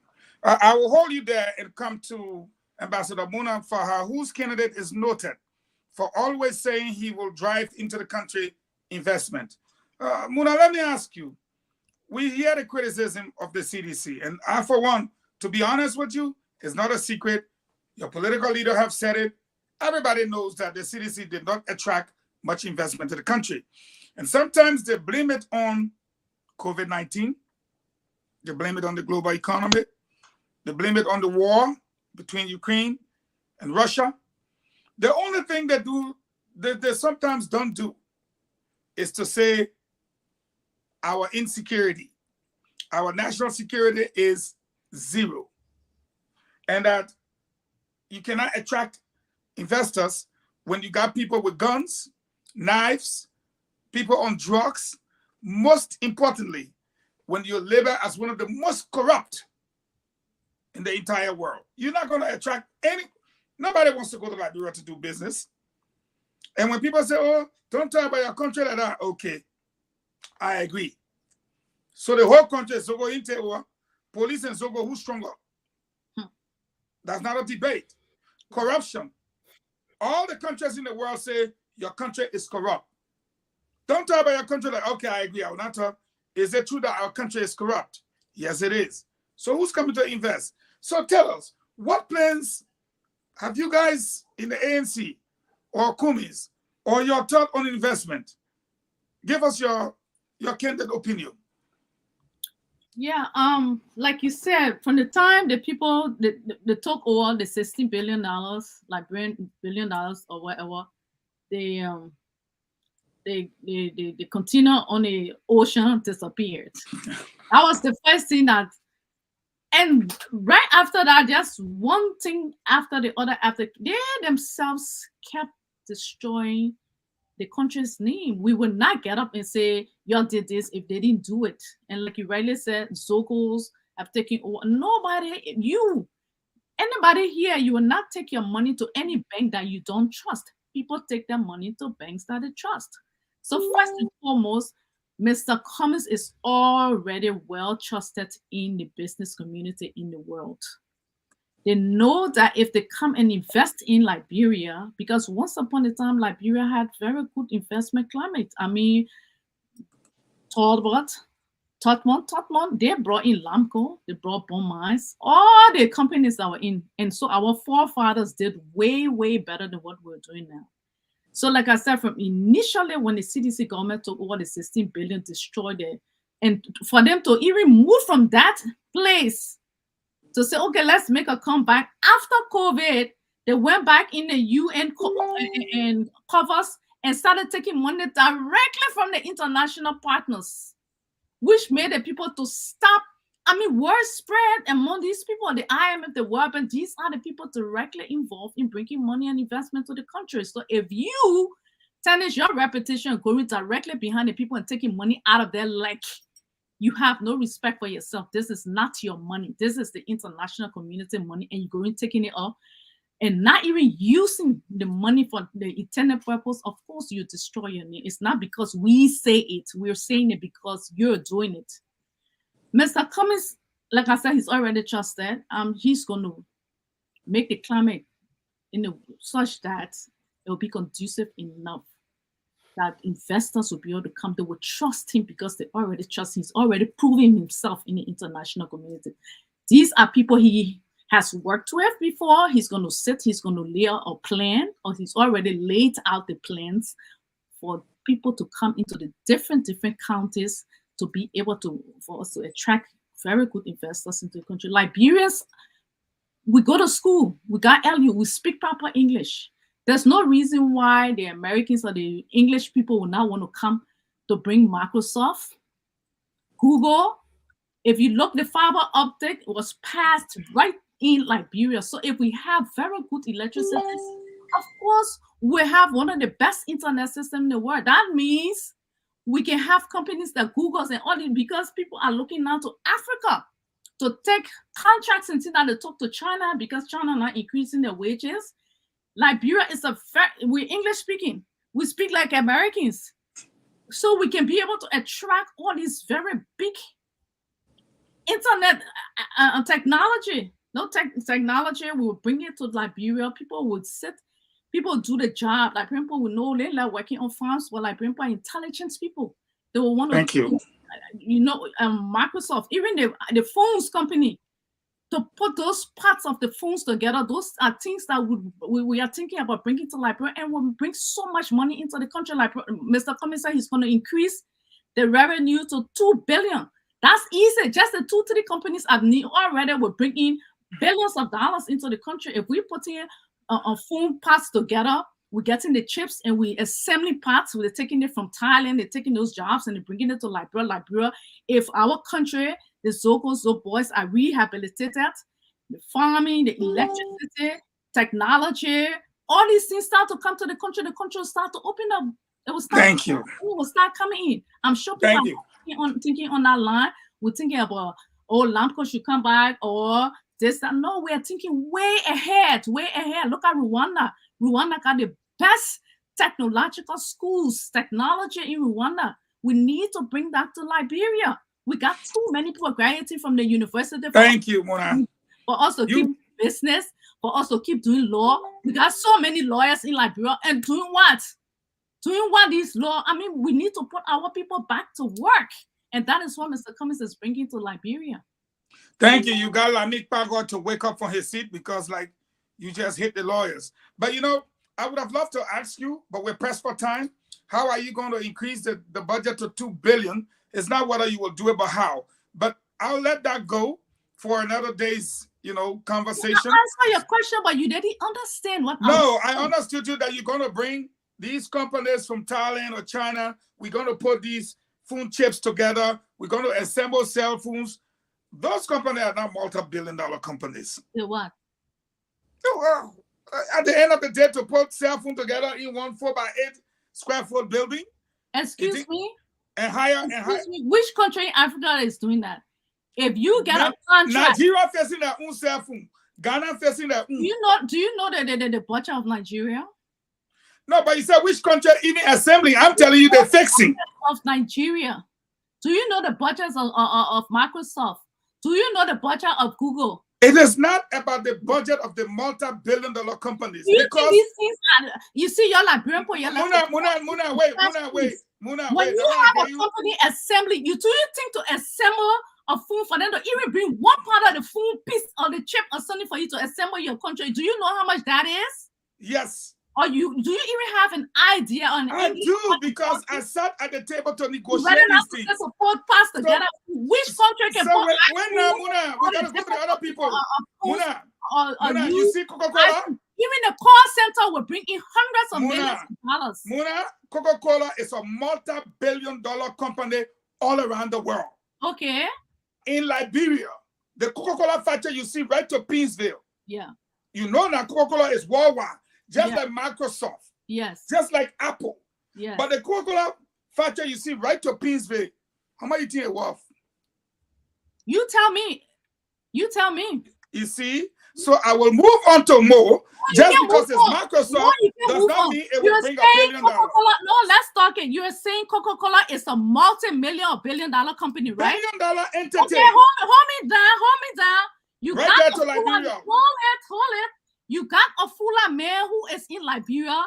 He's a Mhm. multi-millionaire because Mhm. he brings in cement, he brings in rice, he brings Mhm. in all these things. Show me one Liberian who is a multi-millionaire for bringing these things in. Okay, Muna, thank you. You're moving the No, you cocoa tell now. me. Tell me, I'm trying to tell you, you can have a Fula shop and somebody can have a Widow Market. Guess what? They can make more money than you. You know why? Because when you get your Widow Market or your Fula shop, you're going to take your money and spend it on women. You're going to take your money and do all kinds of things. The man are doing the Widow Market will go to the bank. He will get money. He will sell. He will take more money, carry back to the bank and improve and increase his budget. So how does that relate to you bringing What I'm the trying to tell you, $1 billion? no, hold it. What I'm trying to tell you, you can have a Coca-Cola factory in Ivory Coast. Tell me how that company will make money. The company will make money because they got the market. You got how many million population in Ivory Coast that buying Coca-Cola? Mr. Cummings in 2016, not only the Coca-Cola factory has You are diverting the topic, We're madam. on the same topic. No, we're not on the same topic. We are on You the talk same about topic. Microsoft. Hold You up, said hold they up, will bring hold up. billions of dollars. Let me land. You talk Now about you're going let me land. fabulous. Please. Let me land. Mr. Cummings not only was Coca-Cola factory in Liberia, he brought the bottling plants, meaning Liberia was going to produce the bottles to ship all around the whole world. What happened to that company? Is it Mr. Cummings' fault to bring in bottling plant and you have the government on ground that will not hold that company and improve on it? So whose fault is it? The person who bring the investment or the person who destroy the investment? Thank you for your question. I'm going to move to Mo Ali. We'll hold that conversation another day on the $2 billion issue. But what we wanted to establish is that just as you see Coca-Cola all around the world, right? It's a multi-billion-dollar company. Yes. But the Coca-Cola bottling and manufacturing company in Liberia is not a billion-dollar company. In fact, it is a subsidiary of the Coca-Cola worldwide. If you're producing the bottles to ship to It all still the will not countries give in the you world, $1 billion, do you know how much you're madam. gonna get? The Do point I'm you know making, how much you're you gonna will be make making? money, but you will not make $1 billion. Who told you? You If don't. you took that company Your whole serious, economy, I you're want making money. I think you're taking Let's the go there, essence of madam. the show I away. will go Roland to Mo. is the Thank you. if permit me to ask Roland Giddens my question, please. I No, think before you Roland ask the question. one company can bring the $2 Okay, billion to Muna, that, because guess okay. what? You were sent for the reason, Muna, the let's raw give more the material. chance. You were sent for the raw materials and you will manufacture so many bottles that you will ship all over the world. Guess who making that money? It's Liberia. You're not making any money, Muna, because the other people are making the bottles in that country. I You have think not you're traveled, dragging this apparently. argument a lot. Yeah, as I'm telling you, let me go to Mo. Nigeria making Porto, Ghana making Porto, Liberia can make Porto for nobody. Mo, let me ask you this. Getting struck a good point, but I'm going to push against you, Mo. The Seditian look at you and say, do you know that we brought in Jetty and he's taking our iron ore and melting it and making steel for us? Don't you think that is an investment? What do you say to the Sedition? Irene in more territory. You know, the first thing is, and you will get to ask Giddens your question, but just respond to the Sedition. I agree with Roland. I haven't seen any large-scale investment that has been done yet. Even what you're telling me, to be honest, is a news. Because I know that there are 2 mining companies here. I don't know if China Yuan is started mining ore. I know that we have Metal Steel that is not even washing their ore here properly. They are strictly exporting their ore. We know of the Western Cluster They take their oil straight from the hill, put it in the trucks, and carry it to Freeport and ship them. So I am not sure where they are getting the oil from, except maybe if they are getting some of the the scrap metal, and they are melting them and making steel, which would be a good thing. I'm not sure that is being done on the large scale. I am not sure they have reached a point where they have the type of electricity to convert or melt ore to convert them to steel. If that is happening, that is good. But I haven't heard of it, and I am not sure how many jobs it has provided in the country. We are yet to see any large-scale investment attracted by the CDC government. That is my point to your question. And now, if I may ask Mr. Giddings, you are the chair on policies and program of the Unity Party. It is a standing committee in the party. What are your thoughts, or what are some of those policies that you think the UP could implement to attract investment into the country? Because we are bashing the CDC, they haven't done it.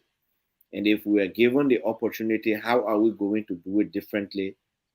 And what are those investments you think we are going to target?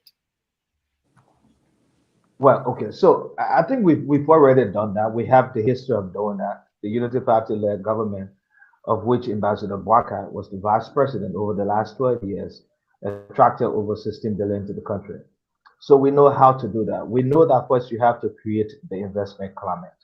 An investment climate has to be a climate that will see investors feeling comfortable to put their money into marketing or an economic environment. First thing, no investor wants to put the money to a place that is not secure. So the first thing we want to look at, of course, continue to improve on our security. And now, if the environment does not appear that it is secure, investors can feel comfortable to bring their money into this economy, there's going to be an issue. So we're going to look at security first. You must do that while we are improving and fixing up the system continuously, because what we left has been destroyed in terms of the investment climate that attracted investors to the country. So there are a lot of rare tips now as to what you should do before you can make any investment to take place. We were able to reduce some of the bottlenecks, and that is why the environment was a lot more open and friendly to investors that came over time. So we have to go back and rework the system. While we are doing that, we're definitely going to put in place a security mechanism.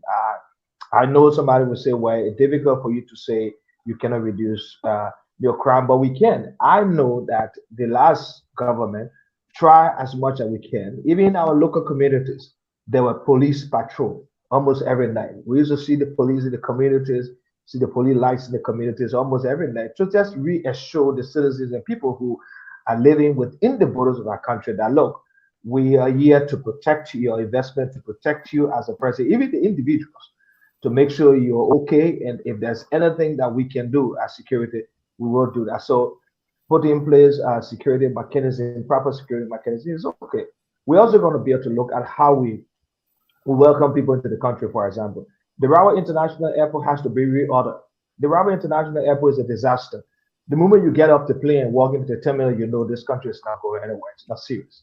We built not a very large terminal, a sizable terminal that could work well. Now is dysfunctional. The first thing the CDC government did was that they refused to wait for the period to allow the airport to work properly. When the Chinese built that terminal, there was a defect liability period. So they needed like a year to allow the system to work, like the excavator, the jet, some of the equipment there at the airport, I would say that, to work. And if there were any defect, then they correct it. When the CDC-led government took over, what did they? President Weah was very excited about turning the airport on and start to use the new terminal. He said, well, you know, we can go ahead and sign waiver. And they signed waiver to the Chinese company that whatever happened after that, the government take responsibility. They could not wait for the company to manage what they were managing to make sure that defect liability period is over, all the equipment are working, and then they turn it over officially to the government. Within that period, the excavator, sport, the air conditioner. Now you go into terminal, what do you see? You see this standing air conditioner. The terminal is not made for that. It's a centralized air conditioning system. And you know that when you go to bigger terminal now, you can see, steady air conditioners in the corner. They did that. The Jack Bridge doesn't work. I don't think anybody ever used it, and it's at the airport because of what they did. So the airport was supposed to be an attraction to an extent to the country, because when you enter you say, okay, well, this looked like a friendly place to come. We have to reorder that. Besides that, go back and look at some of the policies on investment. So we have to attract investment in other areas. For example, like in manufacturing, if we want to.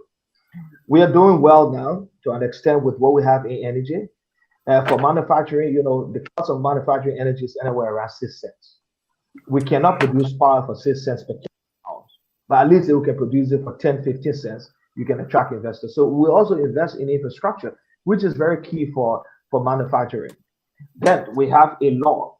The tax code is clear. There are a lot of incentive for agriculture, and that policy is going to be on agriculture. Because you see, let me give an example. For example, in our sub-region, Arico has an agro-economy, an agro-based economy. During the crisis, Arico maintained her economy. Arico's economy never went down the drain because it is agro-based. People eat every day. And we've seen this all over many years of investment in agriculture. We need to manifest that. We have a lot of young people.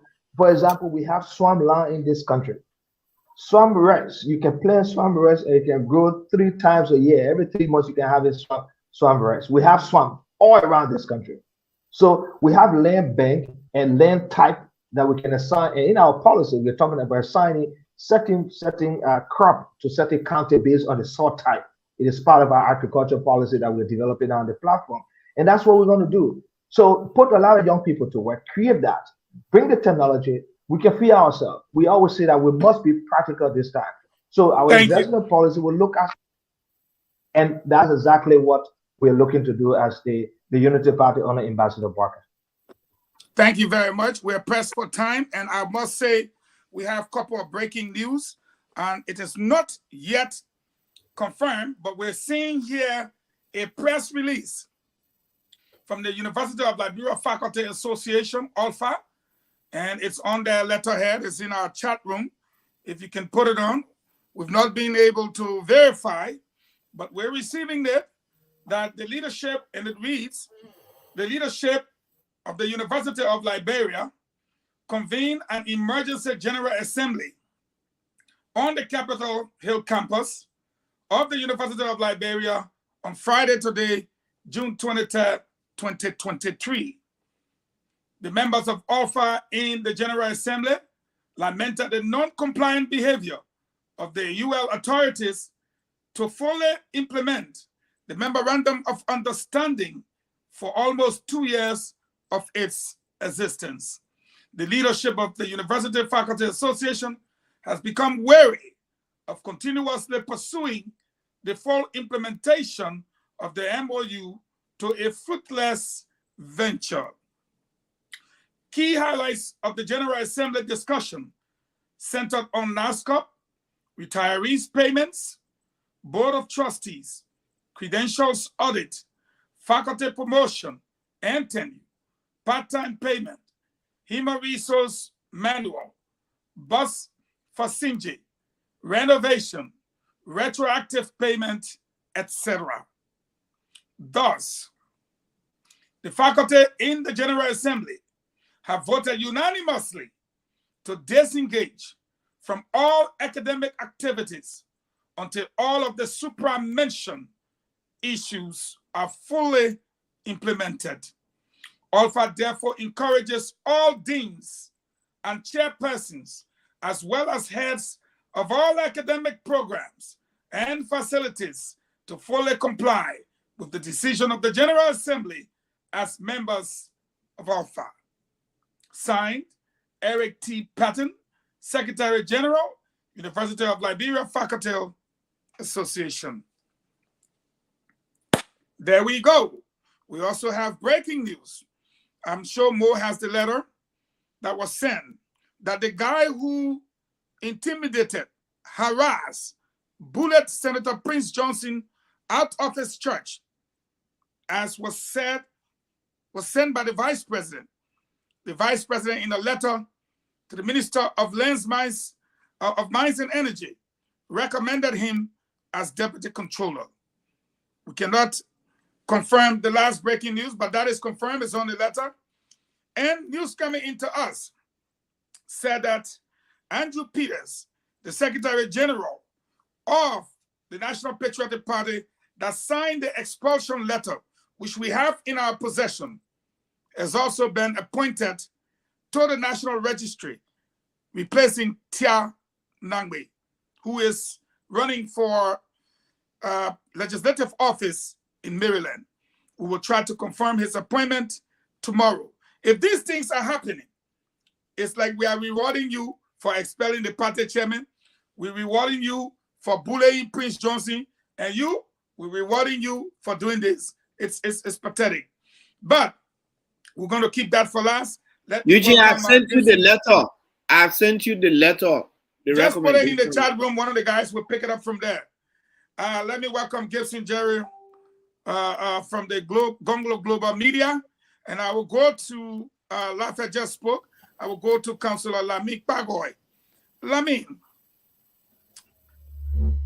let me give Lafayette a chance to rest, because we're bringing him in with the road situation as well as the road fund. I want him to talk about that. He was at Public Works. So let me bring you in on another subject matter. If and only if this information you saw on your screen, LU headline, everything there is perfect. If it is true, you are a lawyer. They've put forward their grievances. They said they've been doing so for 2 years. They can no longer continue.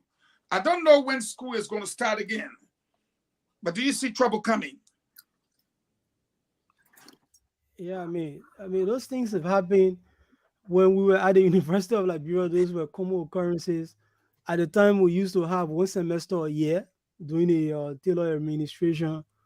So anybody who was at the U at the time, those of us on the screen, we didn't do more than 1 semester a year. Those same things used to happen. So the administrator, the US faculty, the offer has long years of experience in handling that matter. So I will leave it to them. But I think more importantly, Muna says something about the $2 billion thing. I mean, I agree. We can raise $2 billion budget in this country. I don't think it's impossible to do, but there are certain preconditions that we need to meet.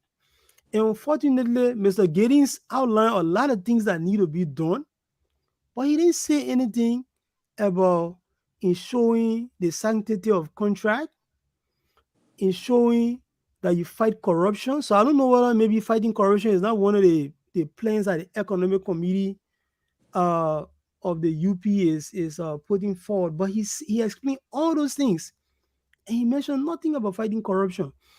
One of the reasons why the CDC has not had any major investment in this country over the 5.5 years they've been in power is because they're extremely corrupt.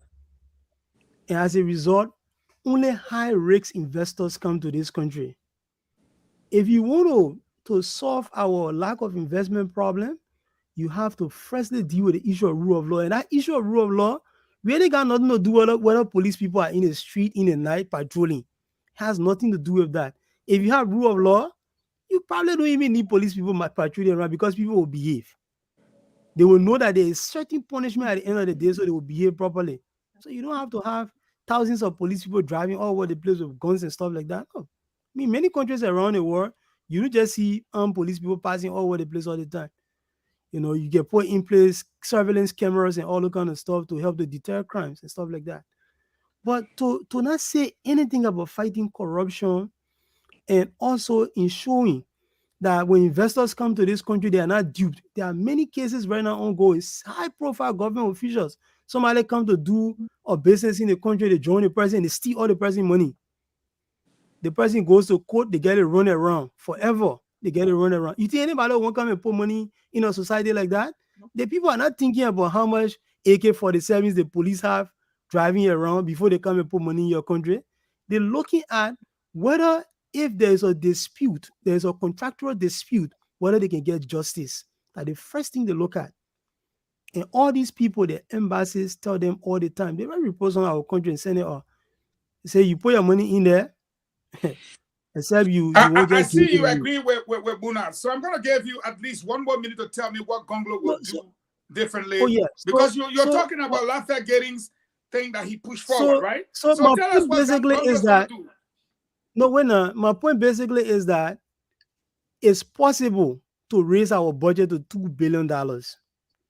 What happens, what you need to do in order to raise it to the $2 billion, there are things that have to be done. There are situations you have to put in place. You have to make sure the rule of law and the sanctity of contracts are actually preserved. You have to do that. Okay. Because you can raise it to $2 billion, collect all the close all the loopholes, and then few people just steal all the money. What happens? Like what happened with the 16 billion that they're talking about that they got? That 16 billion, the vast majority are in few people's pocket. And what the evidence you see that actually benefited us in this country? Zero. So that's what you need to do. So what will Gonglo do? Gonglo has said, when he comes to office, the first thing he's going to do is he's going to put a moratorium on the export of unprocessed logs from this country. And the reason is simple. Right now, people who they pay to cut the log and drive them to the port, those are getting peanuts. But if you ensure that they process it here before they take anything out, you add value, you create more jobs. He has said that he will create investment incentives for people who put in businesses as further away from the capital city. The further away from wherever you go, the less corporate taxes and other income taxes you have to pay. He said that. And more importantly, we plug all the stealing loopholes. If you plug all the stealing loopholes in this country, 30 seconds. You get the $2 billion, the Liberian people will see the $2 billion. The $2 billion will not enter in few people's pockets and they be arguing and they say they are the best people in the society by giving people peanuts to pay school fee, pay hospital bills and stuff like that. Right. So that's what we should be concerned about. We should be concerned about putting our country on track and stopping people from pillaging the country because they want to be rich and the rest of us should be poor and looking up to them. So let's be serious about this thing. Okay, thank you. And I will not go to Gibson because I want Gonglo. Then the other Gonglo, no, I will push a Kumis in between the two Gonglo as you appeared on the screen. Muna, you said that it's doable. We can raise $2 billion. How can we do that? Help us from a Kumis perspective. Look, even Coca-Cola alone can raise $2 billion. I keep telling you, I will bring it down to the layman's thing. If you have a business, let's just go to, if you go to the market or market with me, they go get the products, they carry it to the market, they sell, they make profit. They put some money aside, save it, they take the money back to the bank, they save it, they go back. Like Bako said, money should be safe. First and foremost, you close the loopholes. So whatever money that is generating, reoccurring over and over and over in Liberia that would they generate the revenue is about $500-600 million. They pay the workers, whatever is left, this government will take it and pocket it. But Cummins government will take it, put it back into the economy, encourage a lot of people. Food. We should be able to plant pepper because if you look, the last time somebody was talking, we spent $13 million for pepper alone. Why are we taking our money out of the country and sending it to Guinea and other places? That 13, 14, 15, 17, 200 million should stay right in Liberia. We should have pepper farm. We should be able to, at least those things that we can produce it right in the country. And like I said, Mr. Cummins already out there, people trusting he's going to make the environment conducive enough and trusted enough that people will already, there are some few people already lined up, few good investors already lined up to come in to start working right away with Cummins, right after inauguration January. People already got jobs. Government is not going to be the biggest employer. No, he's going to work on the private sector as well and open it up. But people are pushing me to ask you quickly. It's not meant to interrupt you. Cummins already got it lined up. We know that this government is corrupt. I agree with you. The atmosphere is not conducive. Everything is messed up. But we have had 5.5 years. Some of the little low-hanging thing there. Kumis couldn't bring it in for the people. My brother, why you ran away from Liberia? You answer me that. I ran away. Our yard fire me, so I just said that. Exactly. He just online. You who's gonna even few the very few people we got stories of people even just simple investors they come in the country and they're robbing the people. They go to court, no here, no there. Who you think gonna bring that money? You think people pick up money or rats from the tree that will just come to Liberia and waste it just because the feed are wasting it?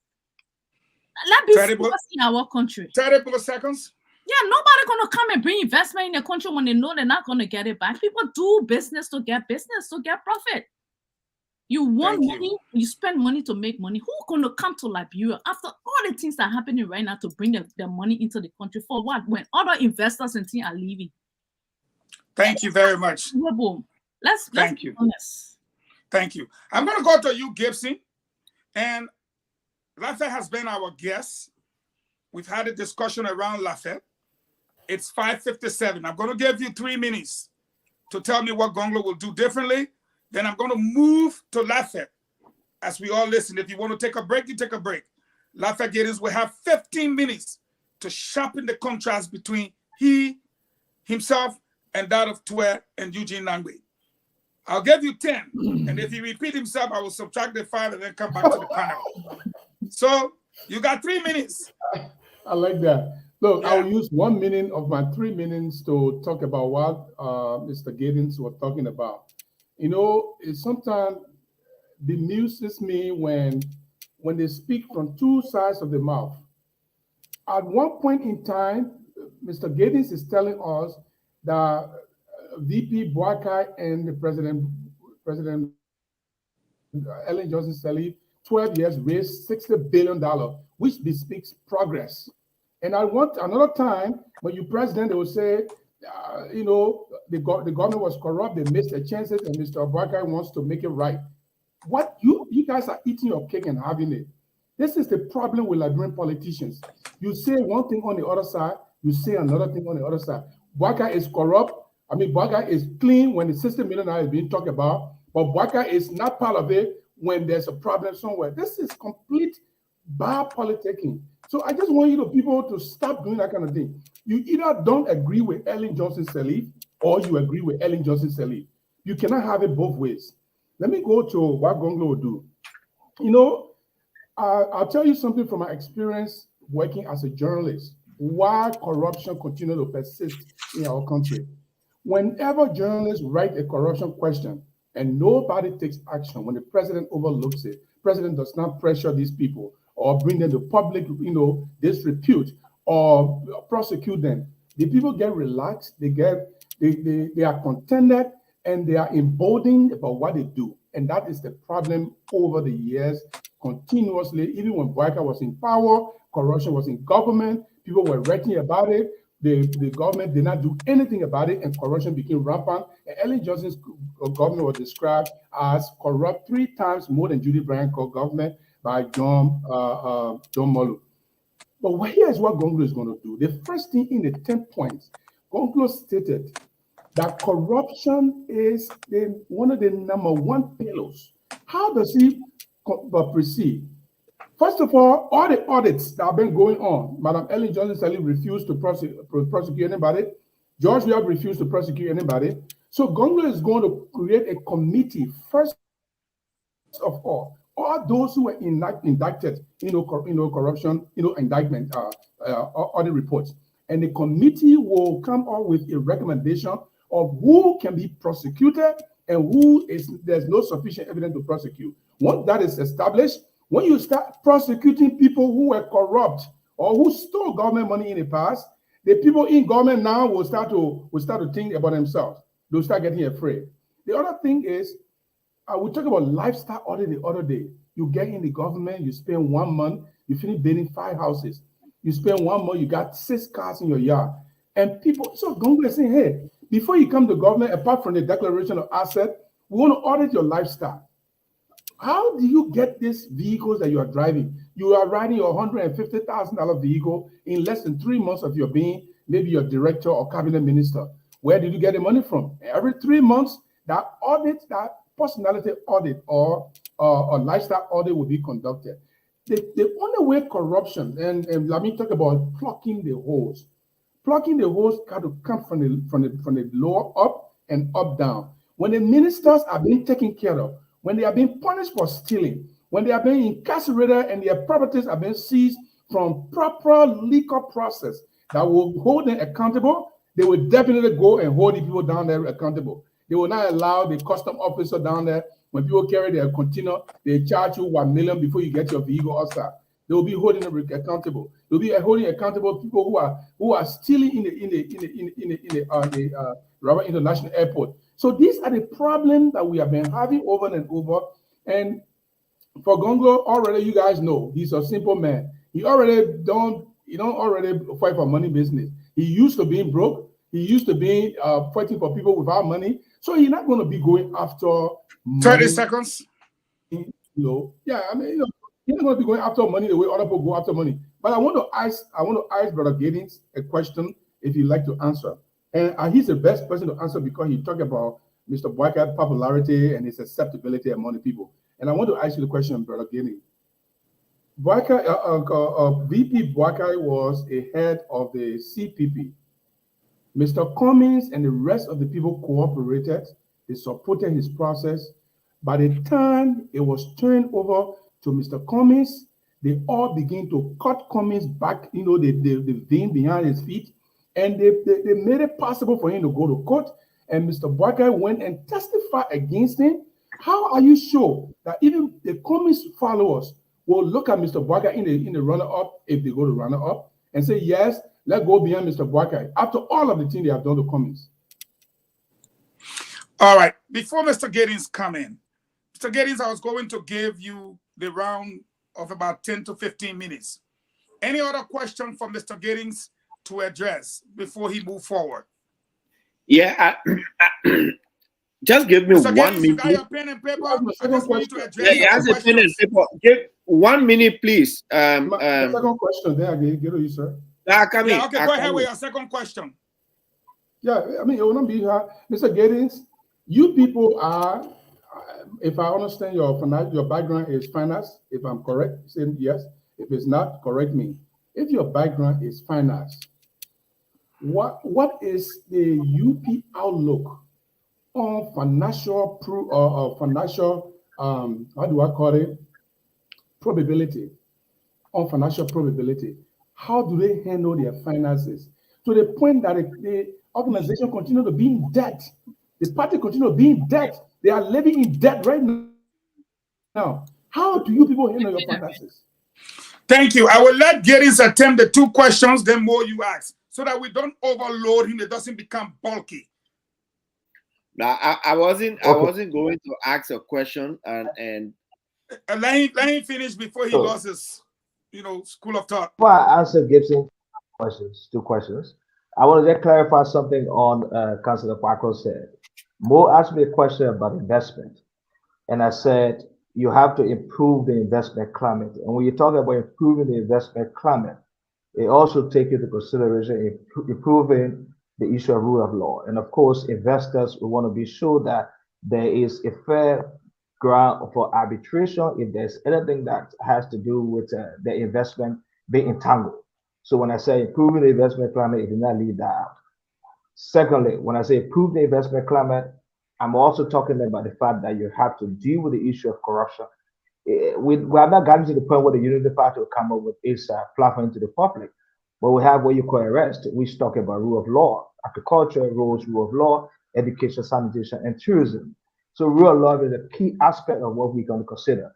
And I don't want you to belittle, consider the issue of patrol, police patrol, because even in those developed world and Western countries, there are police patrol. Police patrol means you'll be all around the place with guns. So don't simplify it to say policing have to be around with gun before you show that there's security. No, it's a part of ensuring that there's some kind of sanity in terms of security. So police patrol is a part of that process. to provide guarantee to people who are living within the jurisdiction of the country. To come to Gibson's question about the CPP, I think you got it twisted because Mr. Cummings was head of the CPP, and there was no issue of Mr. Cummings not being supported because it was when we had the elections 2020 and got the senators elected. So there was a cooperation with him. It was leading to when Senator Kanga became chair of the CPP. That is where all the little conflict started. So I think you had it twisted. And the issue of going to court, of course, if the court subpoena you in any case of a matter of fact, you have to go there. He was subpoenaed by the court. Now, if you, and I show Councilor Pago is a legal person from the Congress side, would not tell me if a court subpoenas you, then you say, I'm not going because the person is my friend. If it is your friend, you have to go and say what you know. You don't have to lie, but just say what you know. And I think it's exactly what Ambassador Barker did in that case. Talking about the issue of unity party finances, look, I thought you were talking about it at the national level that we're going to talk about our policy towards looking at public finance, but you want to talk about unity party?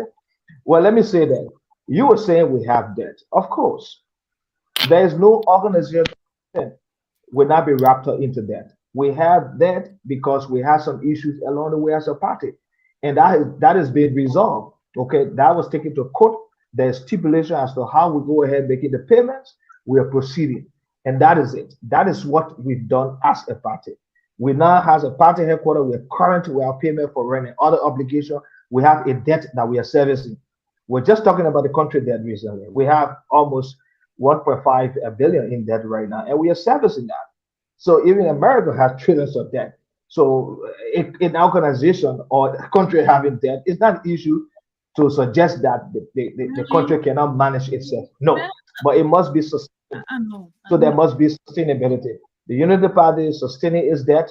We have not been shut down from operating as a party.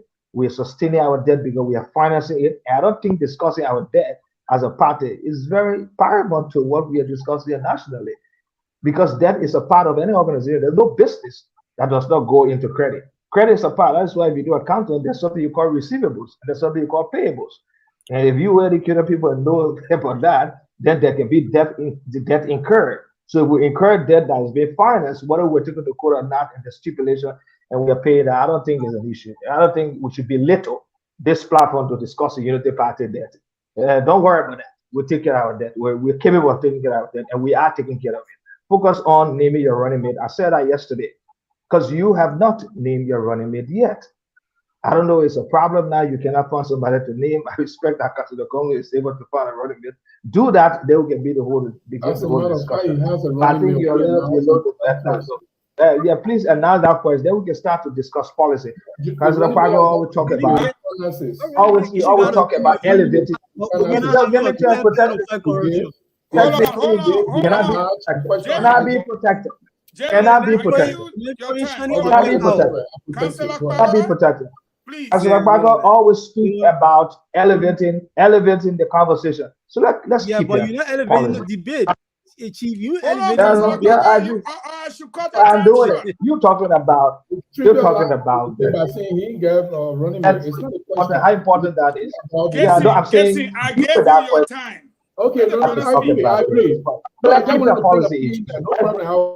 The CPP is in a history. It's done. There's no CPP here that the Unity Party is part of. There's a CPP headed by Mr. Cummings, and he has that. So let's keep that. Unity Party is moving on with different lines, and that's what we're focusing on now. Don't keep coming back with the CPP. We are not going there. We're not talking about it because it's done. So we shouldn't waste the platform. There are people listening to something more substantial. They're talking about a CPP that has been done. We ever say Unity Party is not part of that CPP. That's it. And we are moving forward. Thank you. Muna, do you have a question for the guests? Yeah. Are you telling us that a party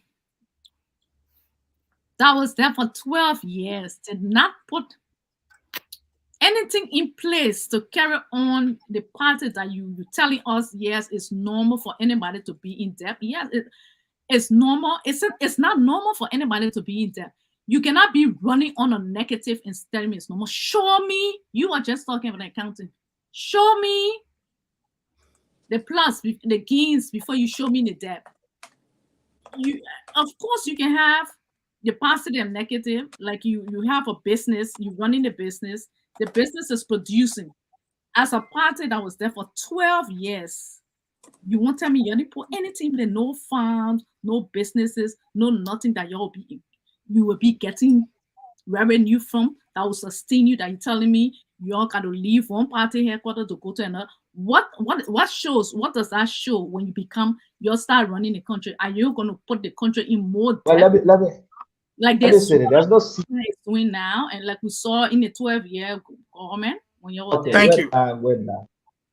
No secret about Unity Party transition. Okay, Unity Party under Ambassador Barker inherited a Unity Party with debt. Simple. And Ambassador Barker was able to service some of that debt. The initial party headquarters that we inherited a 200,000+ debt. It has a payment. Ambassador Barker was not the standard bearer of the Unity Party back then. He was the vice standard bearer. And you know what the vice standard bearer means to that standard bearer, like the president and vice president. When he became standard bearer, he inherited $230,000. I think $260,000, if I'm mistaken. It should be that. In debt that was in rent that was in paid.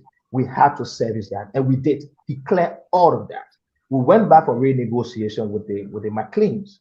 What they were asking for us to pay annually, we felt it was that way in our range, because the party was now under a new leadership, and we raised money from members paying dues and contribution. That's what we do. The Unity Party was not a party that was involved. Can you give me a chance? 1 minute, please. Was not involved in anything of a corruption, because if the party as a party was, we will not be discussing this issue of a headquarters. Maybe we'll have built a gigantic headquarters on 2 or 3 acres, and then you will be talking about the party being a corrupt party. Of course not. So we took over the party, we managed to service that debt, and we moved to another party headquarters. But based on the fact that we could not get that negotiation with them on what we owed, we transitioned. And of course, they sued us. We went to the court. The court ruled the case that yes, we owe them. The stipulation was done, and the stipulation has been taken care of. Now we're in a new party headquarters on a new leadership. You spoke about Ambassador, about a leader, for example, being simple. Of course, Ambassador Barker is a very simple person. He's not somebody who believes in wealth. The house he lives in today, he has stayed in a house for 40-some more years. He was vice president for 12 years. He did not build a mansion. He did not transition from that house into another house. He has an integrity that's impeccable. He has been in government position. His name has not been involved in corruption. So when the Gongo team talk about Gongo with the corruption outcome, of course he is. Ambassador Barker is also, because there's nothing about corruption that he has been involved with. All the corruption issues that were heard about in the Unity Party government, I cannot say there wasn't corruption. There was corruption because there are cases of that. Did you hear anything about Ambassador Barker has vice president been involved, even when he was not vice president and served in other government? There was nothing about corruption. So it's somebody who's corruption free and believe that whatever we do, when we win the elections, the issue of corruption will be something that we definitely tackle. And we are clear on that, on the issue of anti-corruption. So he's also an anti-corruption actor. I hope we can put to bear this Unity Party then. Thank you. I will give you your second round of question again, Muna. If you have a second question, don't you see that as a negative, where you're boasting that this man worked in the government for 42 years, he's still living in the same place? Is that not a negative? Are you telling us that if he becomes president, he's not going to carry Liberia anywhere? Is that what you're trying to tell us? But this is the problem. Thomas Sankara can be one of the icon of West African president that people look up to. What's the name? Magufuli from Senegal, from Tanzania, was one of the icons. I hope he had continued to live as president of Tanzania. But see what he used to live in, or see what he stayed in. He did not accumulate wealth. So accumulating wealth is not what show progress. I can say I'm one of the presidents who do not believe in wealth accumulation. I can say that. I can boast about that. It's not what makes you. So Ambassador Barker does not see accumulating wealth. It's what show progress. That's wrong. It's not what show progress. Yeah, so if you live in a house, 1 minute. Hold on, let him finish. He gets to answer the question if you don't mind. If he lives in a house for 40 years, for 40-something years, in a house that he's comfortable with, but saying he should build a new house that suggests progress? Is that what No, you're saying? you're Is that suggesting. You're making it sound like, oh, this man was poor. He said I want her. He moved from. That's wrong. Do you know what Sankara did? no, do not interpret what I said. I'm Can speaking you English. tell me the I'm not things speaking. that Thomas Sankara, I the said- young man, that up to today's day, Burkina Faso still. Mona, let me answer Right. your question. There's no debate about it. I said to you that please do not you live compare in a house. Sankara. You're insulting that. No, not comparing them. Mona, I'm just talking Mona, about I think he should be entitled to his Yeah, answer. please. And his Yeah, answer yeah, should be please. his answer. He's fully responsible for his answer. keep that intellectual. I'm making comparison about the lifestyle of people. And Ambassador Barker lifestyle can be compared to Thomas Sankara, can be compared to Machiavelli. How no? And I'm saying he lived in a house that he built when he was never even vice president. He became vice president and stayed in a house for the 12 years and has not moved from that house to any other house. Does that mean it does not suggest progress because it's not moving? No, you're wrong. And I'm surprised that you would be saying that because you stay in a house for 40 something years, it does not suggest progress. Is that how you measure progress? Is that how you measure growth? By accumulating wealth? And wealth accumulation is what has affected us as a country. And you know that Gonglo people talk about corruption, and I respect Councilor Gonglo. Also, I think he's a simplified person. And that's what we need. We need leaders who are not wealth thirsty. We're not thinking about accumulating. And that's what we have today. When President Buya became president, he started in the first 6 months to accumulate wealth. And because he did that, all his government officials also follow suit. And that's where corruption become the order of the day. My point is, if Ambassador Barker did not do that, those who will become ministers or whoever in his government should think twice. They will be surprised that he go for them. And this is the point I'm making. And nobody can dispute that. There's no record about him being corruption. So corruption is going to be highlighted on our agenda for that. Thank you. Lami, I'll give you the chance for your 2 questions. Can I get a question in there? Yeah, you got Can I 2. get a question in there? You got 2 questions, actually. Yeah, so Mr. Giddings, you talk about agriculture, and you talked about the swamp farming and all those things. And the natural question that comes is that, I mean, you guys ran the country for 12 years. When did the swamps appear? Did they appear recently, or they've always been there? Okay, so you say, let me say this, okay, and I'm saying it as I'm saying it. When you are the vice president, No, let's forget about the vice president part. No, Let's talk wait about now. When you ask the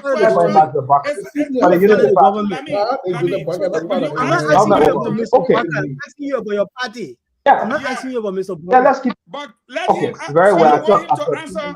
Hold on, Yeah. Giddings. I told you one of the Giddings, hold on. No. I'm not criticizing Mr. Barker on the issue. I'm asking No, you. hold on. You the economic expert. You lead Lami. a committee on economics for the Unity Party. These Lami. slums that you talk about, did it just come about recently, or were they there when you were in power for 12 years? Can you give him the chance to answer the question the way he thinks best? the agriculture You're not program. Mr. Giddings Of course. spokesman. I'm Mr. Giddings asking Of you course, to let the man answer the question. I'm the moderator. So what's wrong with that? I said, let Of course, Parker, the swamp always the way been he there. sees best. They've always been there. And they always been there. Okay, but let me say this: the position that I hold today, I never had that position. I was not in a decision-making position with reference to agriculture, for example. I was in the infrastructure sector, and I can talk about some of the decisions that I took, even as deputy minister, working with Minister Mo at the Ministry of Public Works, that changed the landscape of our road network in terms of raising finances for that, and also supporting program for resettlement action plans. I can talk about that. I was not involved in agriculture, okay, policy making. I was not a minister at that level. I was not a cabinet minister, because if I were, I could have suggested what I'm suggesting today. The point I'm making is, now that there is a unity party that I am a key player to, I chair the committee on program policy, and I'm saying that I'm involved in managing the process of developing our platform now. Okay, so now I can speak about that because I have authority. I'm saying when we Unity Party now honor Ambassador Barker, takes leadership, this is where we are going. That leadership with Manaseli, I was not in that structure to be able to make the kind of proposition or the kind of authority that I have now. I'm speaking with the authority because I have that now. And of course, it's going to change the landscape. Of course, there were some things done in agriculture under Manaseli. There were things done in agriculture. There were a lot of improvement in some of the program for agriculture. There were training. There were programs that look at supporting farmers. There were a lot done. But the one that has to do with seeing the product come out of what agriculture should be, we did not do that. For example, we did not look at the financing because agriculture all by itself is a long-term investment. And nobody, no commercial bank, for example, wants to invest in agriculture. So you have to have, that's what we have before the war, the Agriculture Development Bank. We thought that could have been resuscitated. The issue was we should have done that over the last 12 years. We did not do that. We could not do everything. There have been some of the backlog in terms of what we didn't do. But now we are saying, when we take over on Ambassador Barker, because he's had over the years a lot to do with agriculture. He was agriculture minister. He was the head of LPMC. And there was so much he did there when he was with LPMC. It took our cocoa to a particular level that nobody knew it could have taken in terms of the grid. He supported that, and there's record to show that. The point I'm making is, with his background and his affection for agriculture, we would do a lot in agriculture. And when we begin to discuss the platform, and I like the conversation you spoke, you talk about in terms of elevating the debate, we will come and to begin to debate, to bring our party platforms now and compare and contrast on what we are doing in terms of investment in agriculture and other areas. More, you will be the last, and then we'll go to the lines for the people to do their own, and then we'll come back to have our thoughts. All right. So I am not going to ask Roland questions. I'm going to react to a few things. Gibson Jeru is a journalist, or he pretends to be one. And you think that when a journalist is asking a question, he would have done a research. Gibson, when Mr. Cummings was head of the CPP, it was during one of those times in the CPP that everybody cooperated with him. That is the reason why people can say, oh, under Mr. Cummings, we elected 6 senators. On the contrary, when others became Senator Yondi Kanga Lawrence, that was when the non-cooperation started from Mr. Cummings. And when it came to Ambassador Boakai, Mr. Cummings even refused to attend the turnover ceremony, and he never attended a single CPP meeting. So instead of you asking if it was Boakai who never cooperated, it was Mr. Cummings. To the second point, you are now a supporter of Councillor Gonglo, a man who is a believer in the rule of law. And for you, a believer in Councillor Gonglo, who is a believer in the rule of law, to question somebody who obeys the law of the land, who obeys the court order, and say that person did wrong. You talked about people talking from both sides of their mouth. I think you are doing that, and it is a pure contradiction. You should not be behind Councillor Gonglo if you will bring people to book who believe in the law. Now to Muna, he said, oh, yeah, they're 12 years, you ain't do the one, you ain't do the one. That is the reason why we are out of the United Party history and its records. Because now one day, when any of you sit and say, the UP was corrupt, they took money, they built their headquarters. The UP was corrupt, they took money, they invested in their parties. We feel extremely proud as United Party partisans whenever you say we're there for 12 years and we didn't take money to build headquarters, because the Liberian people money do not belong to the United Party. Secondly, political parties are now run as businesses. For somebody to think that, oh, you're running your business collapse. Are the UP being operated as a business? And 30 seconds. And that business is collapsing. Then you hold those who are running the party to say, yeah, they cannot manage. In the face of all that you said, the UP remains one of the most vibrant and one of the biggest political parties in the country that your party can only dream of coming close to. And so we come to a building house. Malemu Julius Nyerere, one of the men considered as a Pan-Africanist and one of the best presidents in Africa anywhere. He became head of Tanzania, one of the best presidents. He never even built a Congo for himself. When he left the presidency, set the system up, it was the country that advocated and the army took their own money and built him a house. But it will appear to me that you believe in people who are bent on collecting wealth and collecting properties.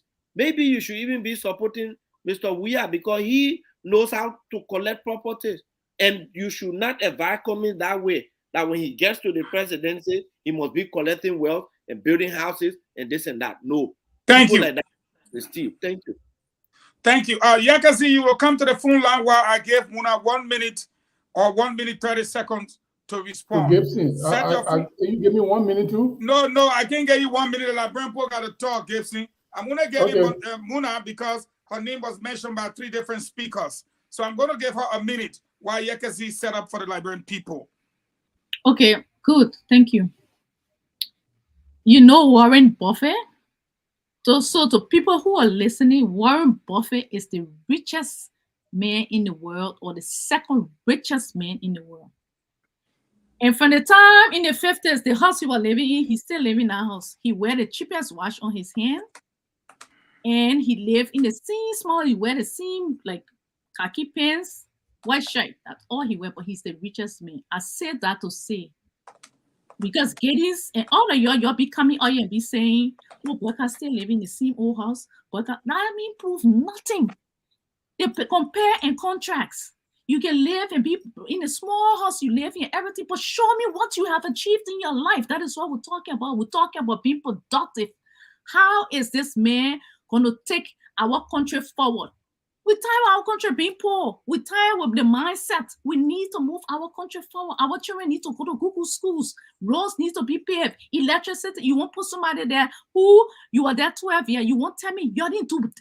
And I heard Mo Ali saying, party is not business. Everything is business, my friend. You have to be able to generate. Even running the country is business. How do you think they're going to improve the economy and bring investors? It's business. It's all business, business, business. And please do not insult Thomas Sankara. Thomas Sankara was the most productive human being in Burkina Faso that even up to today's day, the people are still calling his name. We are looking for a leader like that who is far-sighted. We're not talking about building houses and the other one telling me, don't tell Mr. Cummings to build house and steal. No, that's not what we're saying. Please don't use that another time. Don't say he lived in the same old house. Warren Buffett lived in the same old house, but his businesses show his mindset. We're talking to people, their mindset. How are they going to improve our... Somebody on the line saying, even the people that working in warehouses... 30 seconds. People who working in warehouses and here, they're building hell of a mansion ain't like, bro, you telling me Boyka didn't build house, he didn't do much because he didn't steal. Okay, so but where are his businesses? Where are the things he showed to us? Where are the tangibles? We want to see something that Boyka did to tell us that yes, this man's going to do better than we are. That all we want to see. Thank you very much. It's 6:29, so from now to 6:35. Yekasi, stay right there. I'm going to allow Honorable Roland Lafayette Giddings, see I saved the best for the last, to talk to us about roads, starting with the road funds. You were at Public Work, and that's where I save it. You were inside Public Works. Like people can say, plop, plop. These people made an argument of 684 kilometers of roads. Talk to us. Yeah.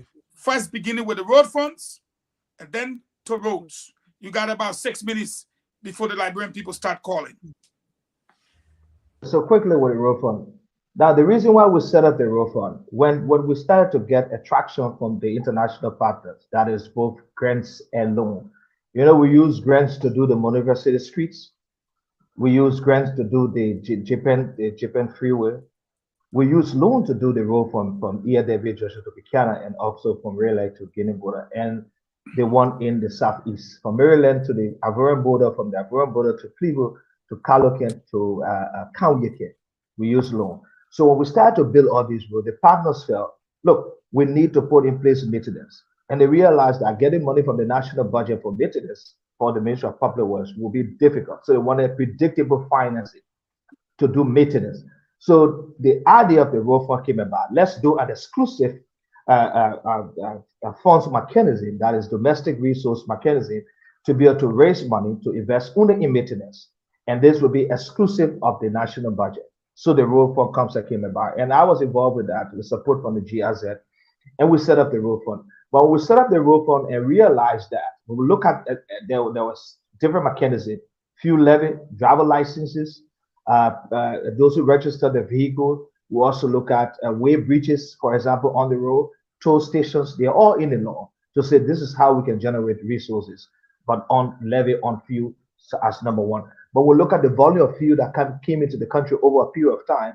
We realized we're generating up to $40–50 million annually if we're managed properly. So then the question is, should we put all that money on maintenance when there are other roads that you have to rehabilitate before you get to maintenance stage? Because the road has to be rehabilitated before maintenance. So then the point was, let's divide that 40–60.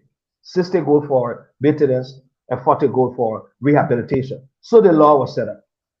And that's how the road fund was set up. But while it was being set up, some of the partners, like the Americans, the Germans, the Swedish, who all invested in feeder roads, they committed, even the World Bank, African Development Bank, they all committed that they would put money into the fund. So the fund had the potential to generate even up to $80 million if we had managed it well. I can remember one of the conversations I had with one of the partners from GIZ, a German guy who was the consultant, said to me, look, Mr. Giddens, if a new government come, we are not very sure that this road fund will be managed properly. And for sure, he predicted well. And when CDC took over, they started to mismanage the road fund. We had up to $25 million in matching fund under the Millennium Challenge Corporation, the MCC, to be put into that fund. But when the CDC government started to mismanage the fund, all the partners withdrew. So because of that, we lost funding. And that was specifically for rehabilitation and maintenance. But let's look at the road. Go back to the roads.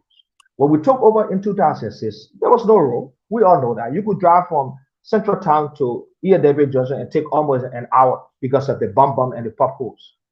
But I said it right away went into finding resources to invest. But then we had no way to invest. There was no financing space, no fiscal space. We could not credit. We had a debt of almost $5 billion on the country. So nobody wanted to credit you. We didn't have any credit record, but we had to find a way to do that. And then the government agreed to go into the Paris Club and enter into the HIPIC program to be able to relieve us of our debt. While that was happening, we were able to attract some grants to invest in billion-dollar roads. So we built a road, the entire City Street, Monrovia. Maybe we forgot it.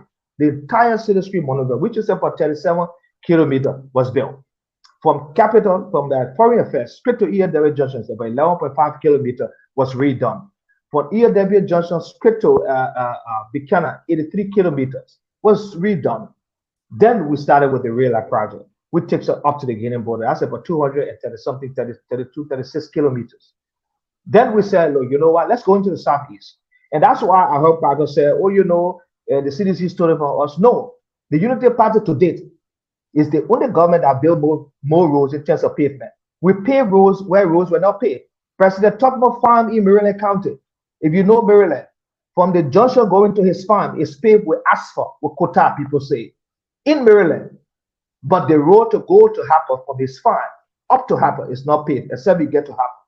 So the first pavement in the Southeast was done by the Unity Party-led government. The first asphalt pavement ever in the history of the country in the Southeast was done by the Unity Party government. That's 136 kilometers. Okay, that's from Maryland to the Ivorian border now. If you went to Harper, from there to Plebo, which is the biggest city, and from Plebo to Calocan up to Fishtown River G. It's paved currently as we speak. Some of you sit in Monrovia, you don't go around, so you don't even, some of you may not even know that it's paved. But if you can get there because of the impassable roads between Ganta and Grange, I know that that's the problem. But people there are benefiting from that. So we got that road paved. Ambassador Boakai and Manasseh did not say the Southeast is not where we come from. They went ahead and did that, and we paved that. We jumped onto the road going to the corridor when the Millennium Challenge Corporation did this assessment and realized that our growth constraint was both roads and energy. Let's invest in road. And that's how we went into the Banga-Konya corridor. We got 6 Arab countries into a consortium. That's Kuwait, the Arab Bank for Development Investment. Then we have the Abu Dhabi, we have the Saudis, and OPEC. They came together and provided the funding. Kuwait provided the funding first for to do the feasibility studies, and the first payment. So we raised money up to Konya to build that road that's been built currently. The corridor between Sanikole to Lokato is being built currently. We raised funding from the African Development Bank and from the European Union, 50% grant and then 50% concessional loan to build those roads. So the Unity Party-led government has built more roads. Compared to CDC, in our first term, we built 173 kilometers of road in our first 6 years. And the records are there. It's proven. CDC first term, they have only built 88 kilometers. In our second term, we built up to 400, up to 500 kilometers. We left in place almost 300 kilometers of resources that they're building now. For example, the road from ERW Junction to Railite, we secured the money for that. Feasibility studies, contractor done, SECO, they built that road. They built it under CDC government. I gave that to them, but we put in place all the mechanism. And there's a lot of heavy lift that is done for projects before it starts. I can tell you, a lot of the work I've done before even the project gets started. Rolling the project, implementing it is easier than even getting the financing and getting all of what is required in terms of the feasibility study, project document, and getting contractor ready to begin the road. That project is what we did. We also did the one to Lokato, the Ganta to Sanikole, the Ganta to Sanikole to Yekepa project. We arranged that thing with ArcelorMittal. They should have done seal chip. If you ever raiding on the road from Kakata to Bob Mines, we did that road. What you got on that road is seal chip with the agreement with China Union, the seal chip. That particular road from Ganta to Sanikole to Yekepa should have been seal chip, but it's a part of the Trans-West African Highway. It's a Trans-West African Highway that comes from Senegal into Ghana, into Senegal, into Togo, into Ghana, Benin. Then it comes to Togo, come to Ivory Coast, to Ghana, to Ivory Coast, and then Ivory Coast to Man, come to Lokato. We connect that from Lokato to Sanikole, come to Ganta, it goes into Guinea. That's what you call the Trans-West African Highway. So we could not build seal chip. So we transformed that project into a full asphalt road because it had to be a full asphalt road. ArcelorMittal was paying at about the government. I was at Public Works when we front loaded $15 million to CSE. It's a Senegalese company that's building that road now. When we hired them to build that road, they are building it. We front loaded that money to be able to finance the road before they got started. And that project is currently being done by the CDC-led government. Okay, we gave them the credit because they implemented it, but we secure all of what was required to get the project done. They met the contractor there. So if the contractor was there, that meant we did that earlier on. So we built more roads than any government because roads that were not paved, that were just dirt and not asphalt, has been asphalted. So CDC is ending its term very soon because we're going to beat them out of the elections. It will still remain that the Unity Party government has paved more roads than CDC. And the records, I send that to you, I will publish this so the public can know, because the Minister of Finance and the Commissioner, they were just lying to say CDC built more roads than the government. No, they have not. There's 400 plus kilometers ongoing now. And majority of the projects are projects that we set up to run. The Ganta to Sanikole, the Ganta to Saclapie up to Tapeta is a project that has been paid for from the road fund. We set up that road fund that has been mismanaged. We had a $48 million grant, guarantee from the World Bank to support that project. And the road fund, well, that project was going to be a pre-finance project. We have several companies that are ready to invest. If Unity Party has led, by now you'll be driving up to Tapeta and be hitting toll stamp on asphalt, because we have several companies that are ready to pre-finance. The World Bank has provided the guarantee because they knew the Unity Party government was a responsible government in terms of managing the road fund. They knew we were going to do that. So on roads, we've done that. If we have time, we'll talk about energy. But they have not done any. And that's why I asked the question, CDC, please show us one mega road project that you've done. The only project I will land on this, the RIR road project, which is a disaster. We did an assessment on that project. We should have not spent more than 90 million. They went a single source that project and they're spending $160 million. That project is embedded with corruption. They did not follow the procurement law. There was nothing that has to do with planning. That is why you see that road project, RIR road project, looks like a disaster or is a disaster. And they've spent almost close to $40 million already on that project. All right. Before I go to the phone lines, quick question. Do you think the engineering on that road is perfect, or at least good? Let me put it that way. Again, I don't want to say perfect, because what they're doing now, it shouldn't be done. Now you can do the base course of the road now in the rains. You know what they're doing now is terrible because you see if you round that road and they keep putting aggregates, and it's gonna be even more expensive for the way they're doing the road, especially in the rains now. The engineering, I'm not an engineer, but I've worked in the sector for a very long time, and so I know about it practically. I work with engineers, but let me say this: the way the road was developed from the get-go tells you that there was not proper engineering of the road. And they admitted to that. The Minister of Public Works, current minister, said, you know, she went to the city and said, the way the road was going, I think the city need to get involved. They either need to do something about that. If she's an engineer saying that, that tells you that the road is not engineered properly. It's not. And when you're building the road, one of the first things you want to do, there's a bridge on that road, the jog bridge. That bridge, we did an assessment on that bridge. The bearings, the same thing happening to the bridge, going to Buchanan, the St. John Bridge. That bridge has the same problem. We have done the assessment to get contractors to come and change the bearings. All the reports were left by Public Works. They should have done that. That bridge could likely collapse. If you get on that bridge, you hear that bump. We could also face the same problem we're facing with the bridge, with the St. John Bridge, the jog bridge going to RIA. And the contractors have not even got it on that bridge to do anything, which is very important in constructing road.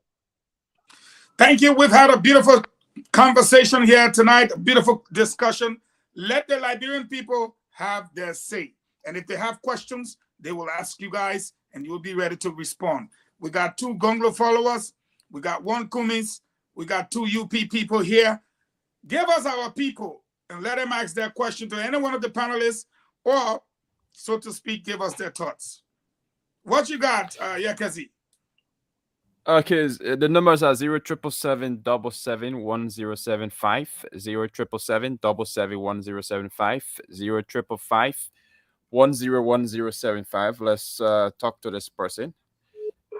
Good evening, your name and where you join us from? Well, thank you, gentlemen. This is Sando Mo, member of JNP Media Warrior, calling from Douala. Let's hear you. Well, let me say thanks to Minister Giddens for a brilliant analysis. And let me say this, Ambassador Boakai is a man of integrity. Management of the resources is one matter. We need manager. This man has the vast knowledge of self-discipline. Because if you can discipline yourself, you should not eat first. You don't eat last. So people who keep emphasizing that he living in one house, he build mansion, he do this one. No. Maybe you know Ambassador Boakai. He's not put himself first. He put the people first. If they told something and still, then Ambassador Boakai will eat, which of course the people will celebrate him. So public service is different from private service. In public service, what matter is welfare of the people. In private service, what matter is profit making at the detriment of the people. So the ANC people who believe in the profit mentality, let them hear it and let them lay that one. Okay. Government, you put yourself into Thank you. Thank you very much. Let's talk to this other person. Hello, your name and where you join us from? Hello? Are you there? Your name and where you join us from? Okay, let's hear you. Thank you so much that again. So yeah, really open some our mind today again. We have been calling to push on Unity Party what they have been doing.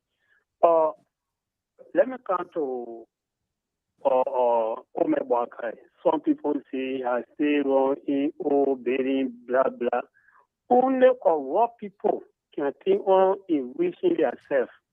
The owner always say, what for you, it should be for you. What for the country, it should be for the people.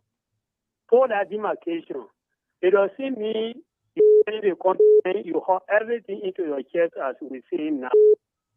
The owner is comfortable for a building. Who can deny him that you are not comfortable with it?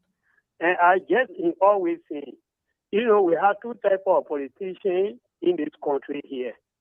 We have business politicians, which mean they only in politics to make their own profit. And we have technical politicians. Okay. Many they follow line. Thank you. Let's Thank you. another person here. Let's limit it to 1 Hello? minute. We don't have enough time. Hello. Okay, your name and where you join us from? This is Robert Nwako. I call you from District 17. Robert, let's hear you in 1 minute. Thank you. And let me ask everybody in Liberia, every one of us Liberians, I want us to go back to this experience I just talking about. The late Dr. William Regis Turnbull. He served Dr. Tubman for 19 unbroken years. There was no conflict between them. He did not try to move this old man or do anything that would distract the old man's attention from doing good work. After he observed and saw all of the loopholes, by the time he took over as president, God, for heaven's sake, we saw what happened in Liberia here. Why would you say the man was the vice president under the past president, and he couldn't do this, he couldn't tell the president no, he couldn't act? Most of them, that is kind of argument that they're bringing. Why he did not argue with the president? Thank you. Let's hear another person. Your name and where you join us from? Hello, how you doing, Chief? I'm okay. Your name and where you join us from? Yeah, I'm Thomas Rhoda calling from Minnesota. Thomas, let's hear you. Look, like a good day to all the panelists. You know, before I used to get angry with sedition, but now my anger is diverting to the ANC folks. You know, the hypocrisy and hypocrisy in the ANC people is unimaginable. Can you imagine that people criticizing Joseph Brother? Joseph Brother, who was not even he was the president. He criticizing him, and he got the some vice for people. Can you imagine? And who was the president? You have no issue against Ellie. You go to White House to pick that president for you. But Joseph Brother, who was serving in a donor position, a racing car that was fine, based on our constitution. Can you imagine Thomas Sankara, who was a president, to Joseph Brother, who was a vice president? Thank you. Is the female version of Hello? Thank you. Thank you very much. Hello, your name and where you join us from? Thank you. I'll speak to you from district number 6.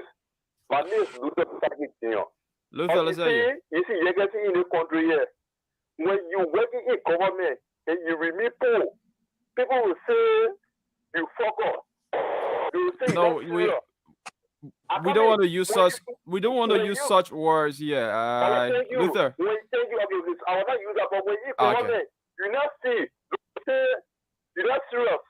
You see, person, we have to half year and pay all the children housing for yourself in the best president. It is serious man or else not. Okay. If you don't see money, if you don't see government money, you're not the best person. But I think we now Joseph Boga will not see money and we'll make him president. You will not see the money. If you see money, we'll say something in the way we're talking to you, person. We are. Thank you. Let's talk to another person. Hello. Good evening. Good evening to the peace-loving people of Liberia. My name is Chris B. Moses, and I'm the ANC District City Coordinator, and I call you from Nigeria. And let me say thanks to Mona. You know, it is just last week tonight. I have monitor shown on my screen. I mean, observing this guy using these mad microscopic telecameras to, speak to the Liberian people. You know, it is just laughable. We want to associate ourselves with the good of the Unity Party, but anything that had to do with negativity, like the corruption, the killing of Harry Greaves and other things, they are not associated with it. So anything that wrote really, they talk about it. Anything like empowerment for women and other things, but when it comes to the issue of telling government was corrupt, Harry Greaves died, little injuries death, they will never talk about it. They don't want to associate themselves with it because everything of negative, they are not part of it. Joseph is not part of it. Only the good of this country, Joseph is part of it. Thank you. Thank you very much. Let's hear another person. Hello, your name and where you join us from? Yes, my name is Fully Masare, calling from Zimbabwe. Let's hear you. So, I want to tell Mr. Fakon that thank you very much. The level of work that they're doing for the Liberian people. You know, I just want to say a short thing. You know, I also in the country Liberia, they come for with the citizen. Anybody that feeds for the Liberian citizen, people can do that. You can be seeing all type of things like Fakon. Before Fakon, they were receiving the citizen or some politicians that they are going to benefit with the Liberian people. But same Fakon see that they keep no interest for the Liberian people, so they decided to go different ways.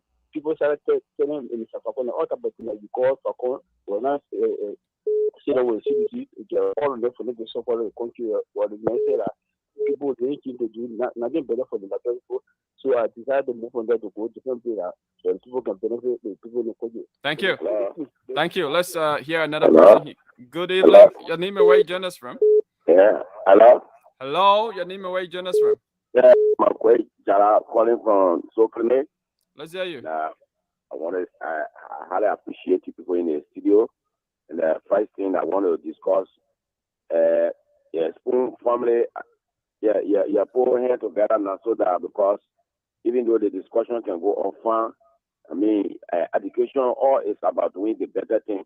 Because some people that in studio there are socially rejecting. If you look even though you can be doing well to praise Mr. Cook, but it's better that at least we all try and you all try to put him together and go one direction because we the native people here will confuse us. Because one reason here is that if it is true that Mr. Comment should have somebody so you will be open to the system as government working, it's better that you all motivated him now. You should have worked with Mr. Walker at least for them to carry the country further. Thank you. Let's hear another person. Hello, your name and where you join us from? Hello. Hello, let's hear you. Your name and where you join us from? Thank you. Thank you for the show. Let me say thank you to Minister Facon. My name is Paul Cooper. According to the District 13, the district where Honorable Coordinator October will soon be lawmaker. Let's hear you. And so my disappointment is in Madam Farr. You know, anytime I listen to the woman, then I think about Kef Hassan. She's not different from Kef Hassan. These people, they will only come every day. They come. Joseph Boakai 12 years. Joseph Boakai 12 years. You know where Joseph Boakai and they took the country from? You know the history of the country? That people you see today. When I show you the picture of that people after the war, you will begin to appreciate Joseph Boakai. Yeah, they cut well, they bridge, the new bridge at Baton there. People made the country was totally damaged. Okay. And they put the country on the good path. Thank you very much. Let's hear another person. Hello, your name and where you join us from? Well, good evening to respond. Good evening. Let's hear you. Thank you. My name is Mohammed Kanenchi on activity to net from 2016 on the Buddha Argentina Military School at the Barasa Community in Ghana. Go ahead. Minister Facon, let me say good morning to you guys there from diaspora angle. Let me once again employ you guys. You know, when I listen to my videos and I listen to people complaining on 5% set in government for a year, maybe for 12 years as a 5%, then my attention will be drawn to the current 5% manager, our Taylor. Okay? I know her experiences 6 years, almost 6 years as a 5% in this country. What have been her footprint or her marks as a sitting 5%? Now, let's visit the group of on under the leadership of Manager Taylor. If you visit that institution, our disabled brothers and sisters, our brothers and friends, they are suffering over there. Currently, you can't even of great rest to that institution before we end up of upper rest. Because they will over on the platform, they say the former 5% or public was receiving huge amount of funds for that institution. Because currently, our brothers, they are teachers, they are dying on the seriously. Thank you. Thank you very much. Let's hear another person, the last person. The last person. Hello, your name and where you join us from? Yeah, this is Faya Pemba calling from Monrovia. Okay, let's hear you. You know, what I can say about the common group is the hypocrisy. Mona Faha, you all of you present a comment as a claim. You criticize Unity Party for a year to damage the country. Then you took all the Unity Party people, Joy Wisner, Brown, Gateway McIntosh, and you bundle them up and you make them part of the heads of the coming team. And this I put that you say damage the. Okay, he dropped the line. Thank you. Let's just, folks, we're pressed for time. We're sorry. Tomorrow we'll give you guys at least 20 minutes. We don't know where Lafayette is gone, but guys, it's about 5 minutes to go, and we should be on time. So what I'm going to do is Giddings is back. I'm going to give everybody 1 minute to just say what they have to say about their candidate, their party, or their thoughts. It doesn't matter. Ladies first. Muna, you go. 1 minute, please. Just look at the time and know it's 6:55 here in the States, and it's about 10:55 there in Monrovia. Yeah. I just like to tell you people that we were the same ones here telling you, don't vote for we are. He will not do it for you. We are also telling you, communists.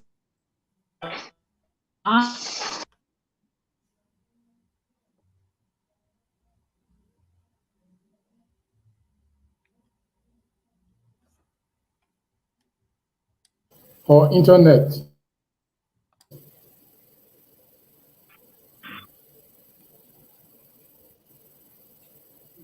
Another person when she comes back. Another person when she comes back, or she can continue. I went out. I think she's back. I went out and came back in, right? Yeah. Restart your 1 minute. Restart your 1 minute. Yeah. So I was saying, Giddings was talking about, oh, it's true. CDC didn't build any, like, they didn't build the rules they said they built. Likewise, Unity Party. Where you're there, we have rules, but it will not paved, so you paved the rule. According to Liberia has 10.6 kilometers of roads. Out of that road, only 657 paved. And Liberia has among the least developed country in West Africa. I wish we could get Liberia to somebody go to Mr. Cummings so we can see what will really happen. This is 2023, not 1950. You boasting about roads, those small roads that you're facing as if to say Liberia, the poorest country in the world. If Liberia put really serious and won't fix that country, you better put the country in Mr. Cummings says. At least we have seen Boyka, we have seen where we can do. We have seen what Boyka can do. Let's try somebody new and somebody different. When the person come there and they can't do it, we try somebody else. But you stop sticking in reverse. You stop this thing. You stop spoiling your lives. Stop spoiling your country. Tomorrow, and I promise, life is not long. Life is short. Thank you. Think about the country. Thank you. Thank you, Muna, for sticking to the 1 minute.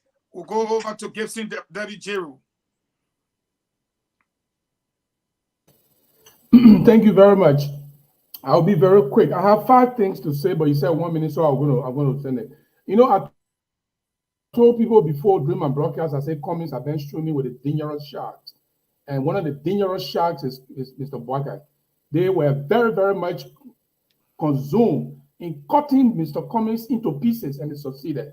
But let me tell you one thing. When we talk about Unity Party being in debt, it's not just Unity Party being in debt. It is a pattern of behavior. Boyka is living in debt. He is crediting to live. Unity Party is living in debt. It's crediting to live. And you don't come here and say he's not corrupt.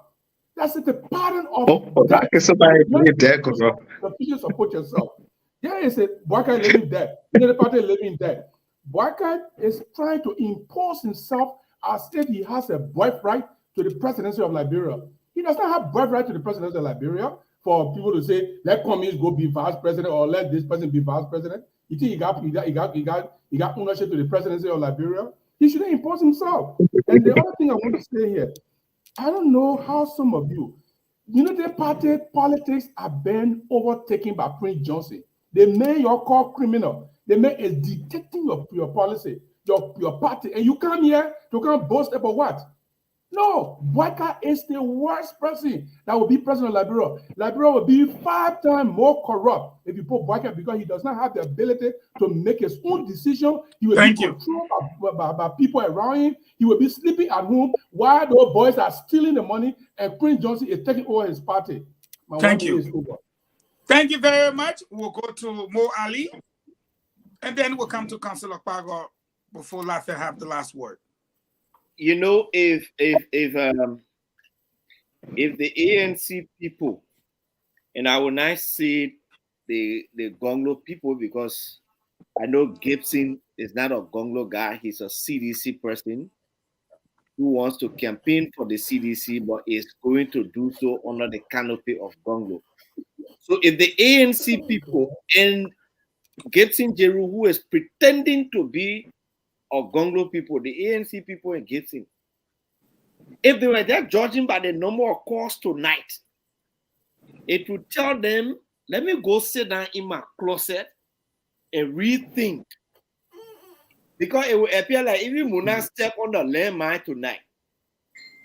Every time you mention Joseph Boakai in a negative manner, the people come at you.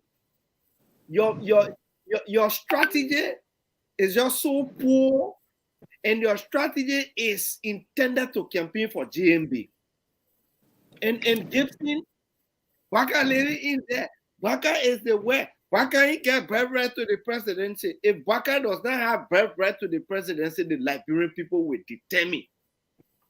You have said it over and over. And every time the people call on the show, they say, Gibson, you wrong. Every time Munaka, let Boakai show the business he now established. We are looking for people who understand the management of a country, people with experience. 30 seconds. And you know, I will save an argument for Monday. And I'm sure Councillor Okpagwa will go and be sitting thinking which argument, but it's going to be purely legal. And I will put it to them. Ambassador Boakai has withstood the test of time. Are you trying to buy him over or what? Hey. The Liberian people will not put an untested person into the presidency. When you go for a job, they look for the most experienced person. In this race, the person who is there has flaws. 15 seconds, sir. You gotta go. The most experienced person asking the Liberian people for the job to replace the corrupt WIA regime is Joseph Numa Boakai. Thank the you. Liberian will not leave him and go for an untested, inexperienced. Thank you very much. Thank you very much. Councillor Okpagwa.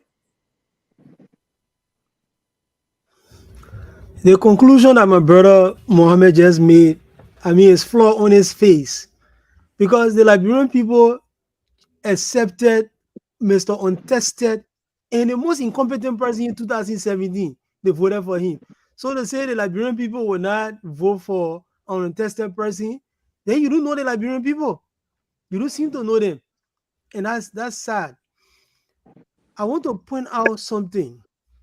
You know, Mo, Eugene, all of you who are Unity Party people on the platform, you got to tell your people that criticism isn't wrong. They got to accept it. They got to stop insulting people because they criticize your political leader or your political party. And looking at the biggest insult that they have is a cousin Malik Kefasan. I don't even know who the Kefasan person is. You know, is it a bad word for being idiotic or something like that? You know, so they all just keep on running with that stuff. Who is he? And let me just say, for me, there's only one person on the platform that can say something to me that made me angry, like Mo Ali. If Mo Ali insult me and he said I'm stupid, I will get angry because he knows me. If Gibson, not even one person, two people, if Gibson Jerry does the same thing, I will get angry because these are two people who know me very well.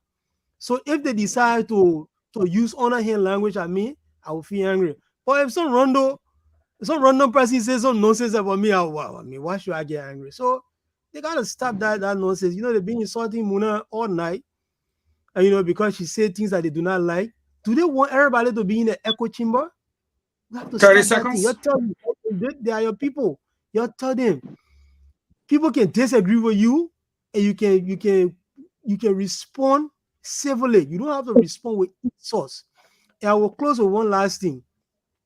The best opportunity for moving the country forward is having somebody who has a strong anti-corruption and rule of law agenda.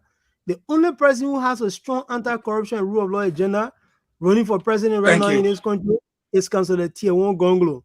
The Liberian people should do the right thing by voting for him in October. Thank you very much. Thank you very much. Honorable Roland Lafayette Giddings, you have the last word. You're the guest of honor tonight. We'll not give you 1 minute. It is 7:04. We'll give you at least 3 minutes, and then we bow and say goodbye. I'm not closing. Thank you. So it was a very good interaction tonight, and I'm happy that I was here tonight. So let me say this: in a democracy, you don't impose people. You don't impose the leader on the people. So Gibson talk about Ambassador Boakai is imposing himself on the Liberian people. I don't know how. This is a democracy. when majority of Liberian people decide that Ambassador Barker is who they want to be president, they will make him president. So just get used to that. And I think the testimony is from the callers. The callers say exactly what they think Ambassador Barker can be. Ambassador Barker is also that person who will fight corruption. I know that because he has an impeccable record that speaks to nothing about corruption. His integrity is intact. So he's a corruption icon also, and he will fight corruption. I do know that. He has the ability to deliver, and I know that. He was vice president, he was not president. Where he could help, he did. And some of the results are what they are. When he realized that there were issues, he said it, that we had some opportunities that we squandered. It did not mean that he was saying we did everything right.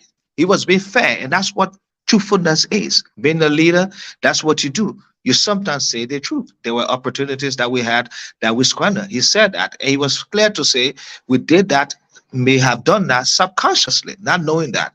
And so we can do better.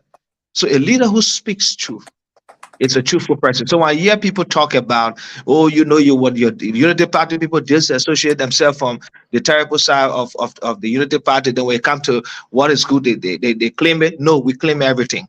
As far as we know, those who were involved in corruption will not be a part of what we are looking at in terms of the new Unity Party. The new Unity Party, Ambassador Barker was not involved in corruption. There's some people you see faces that were not involved in corruption. I was in government, and I know I was not involved in corruption. The records show that.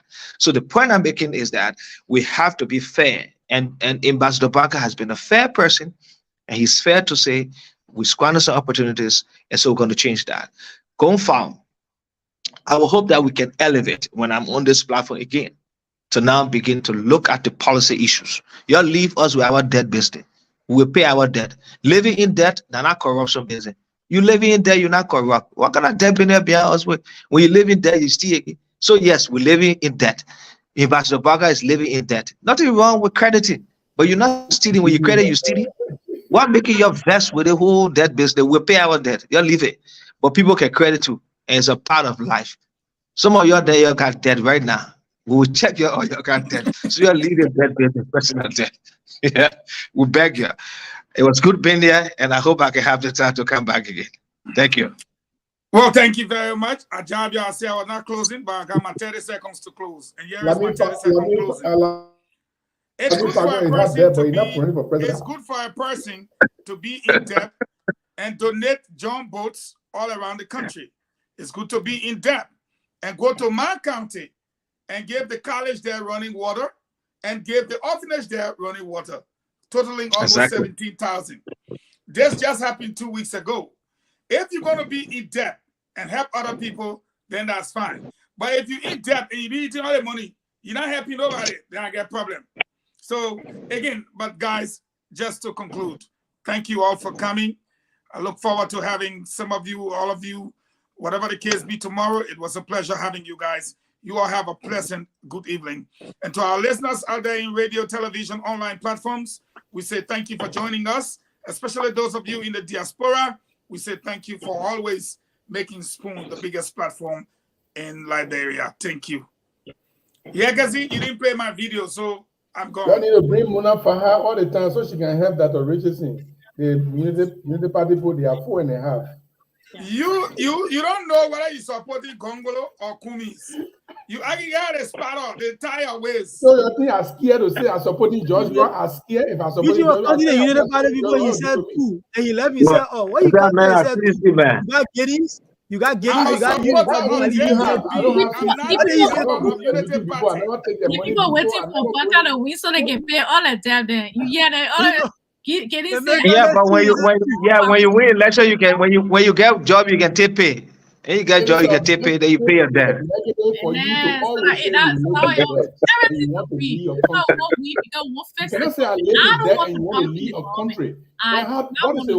start a debate all over Gibson. Keep it for tomorrow. Okay? Yeah, please. Is that another show? Take it over, yeah, yeah, please take it over. Yeah, thank you, Brother Giddings. Thank you very much. Yeah, that was good. Yeah, well, nice being here. Nice being here.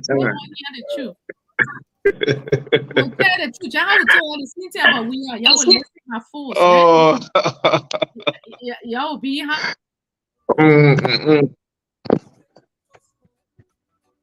Okay, so folks, that's it. Join us tomorrow when we hope to be here with another edition of the Spawn Talk. My name is Yekezi Zoe, and it's been a pleasure. Bye bye.